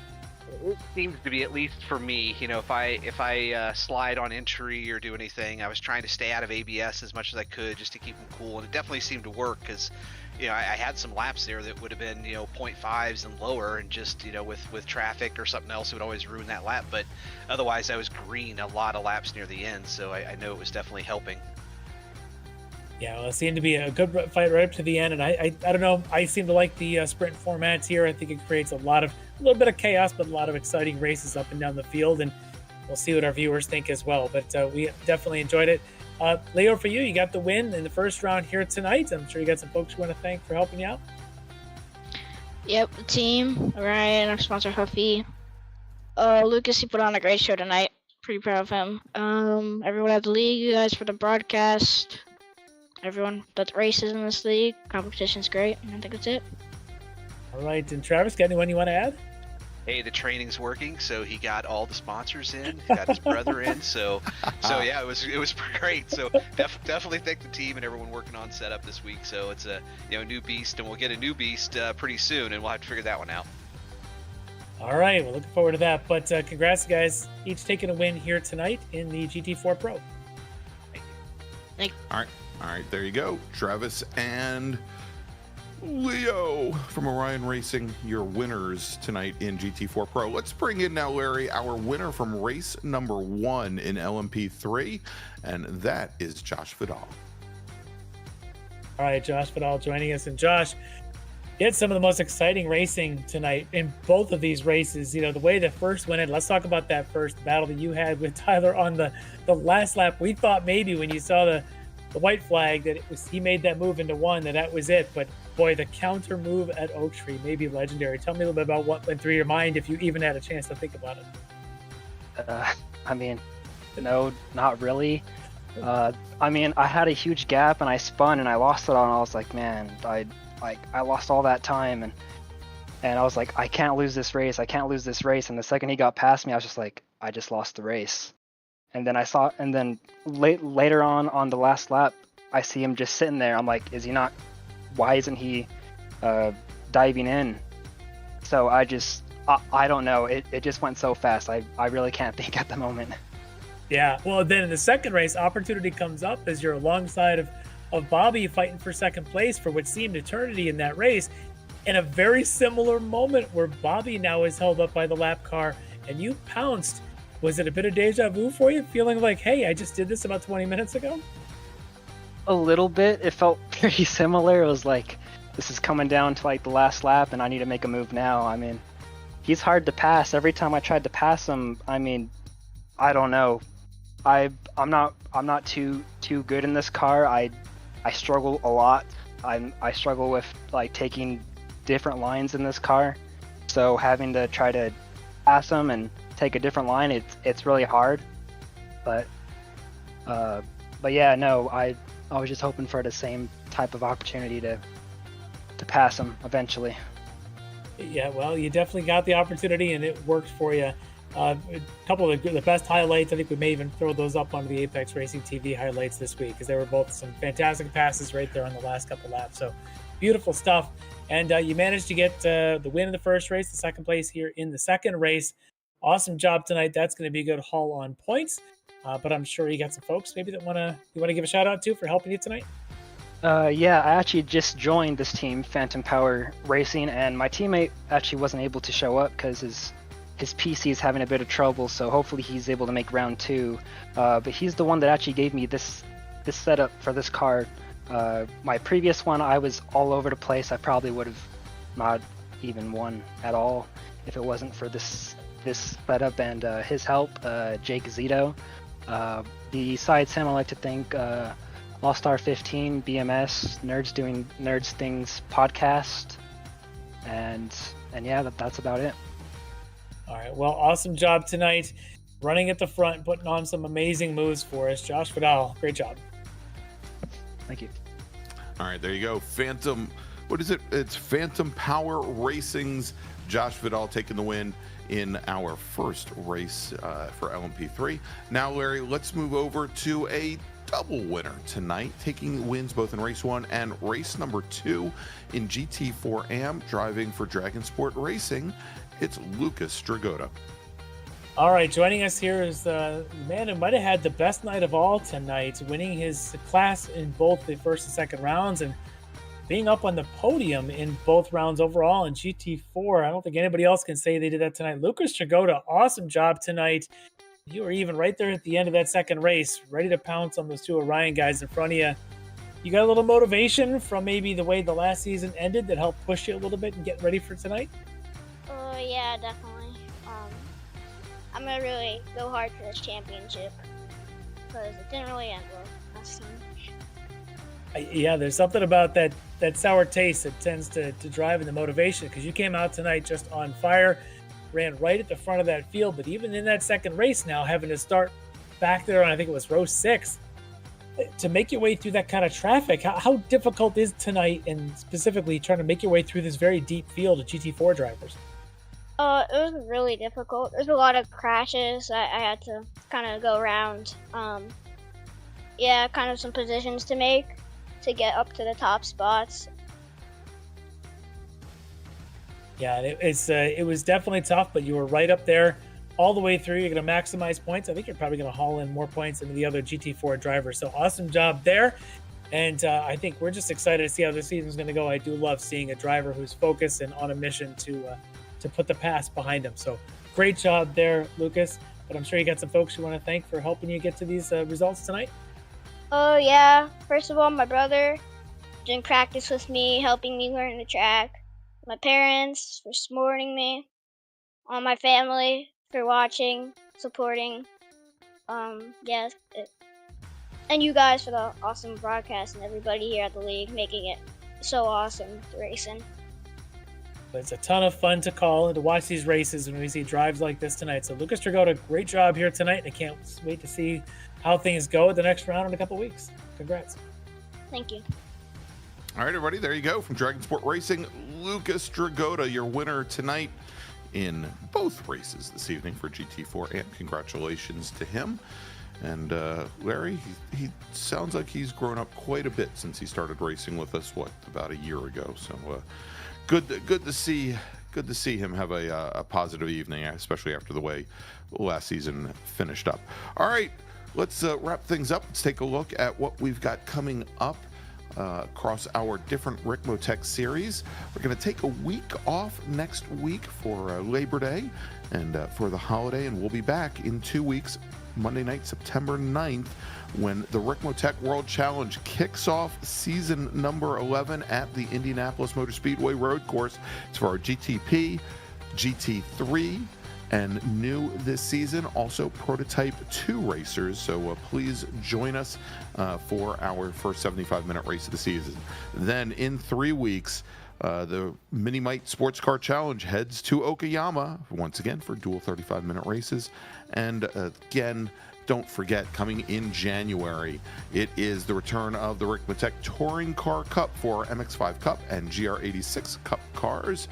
And you don't want to miss that. Now remember, if you want to join us on the grid, and we still have a number of spaces for you here as part of the miniMite Challenge, Sports Car Challenge, head on over to xmsracing.com.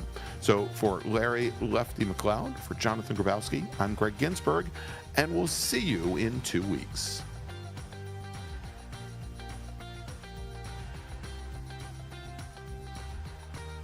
Ricmotech, high-performance sim racing equipment. There's only one place to go, ricmotech.com.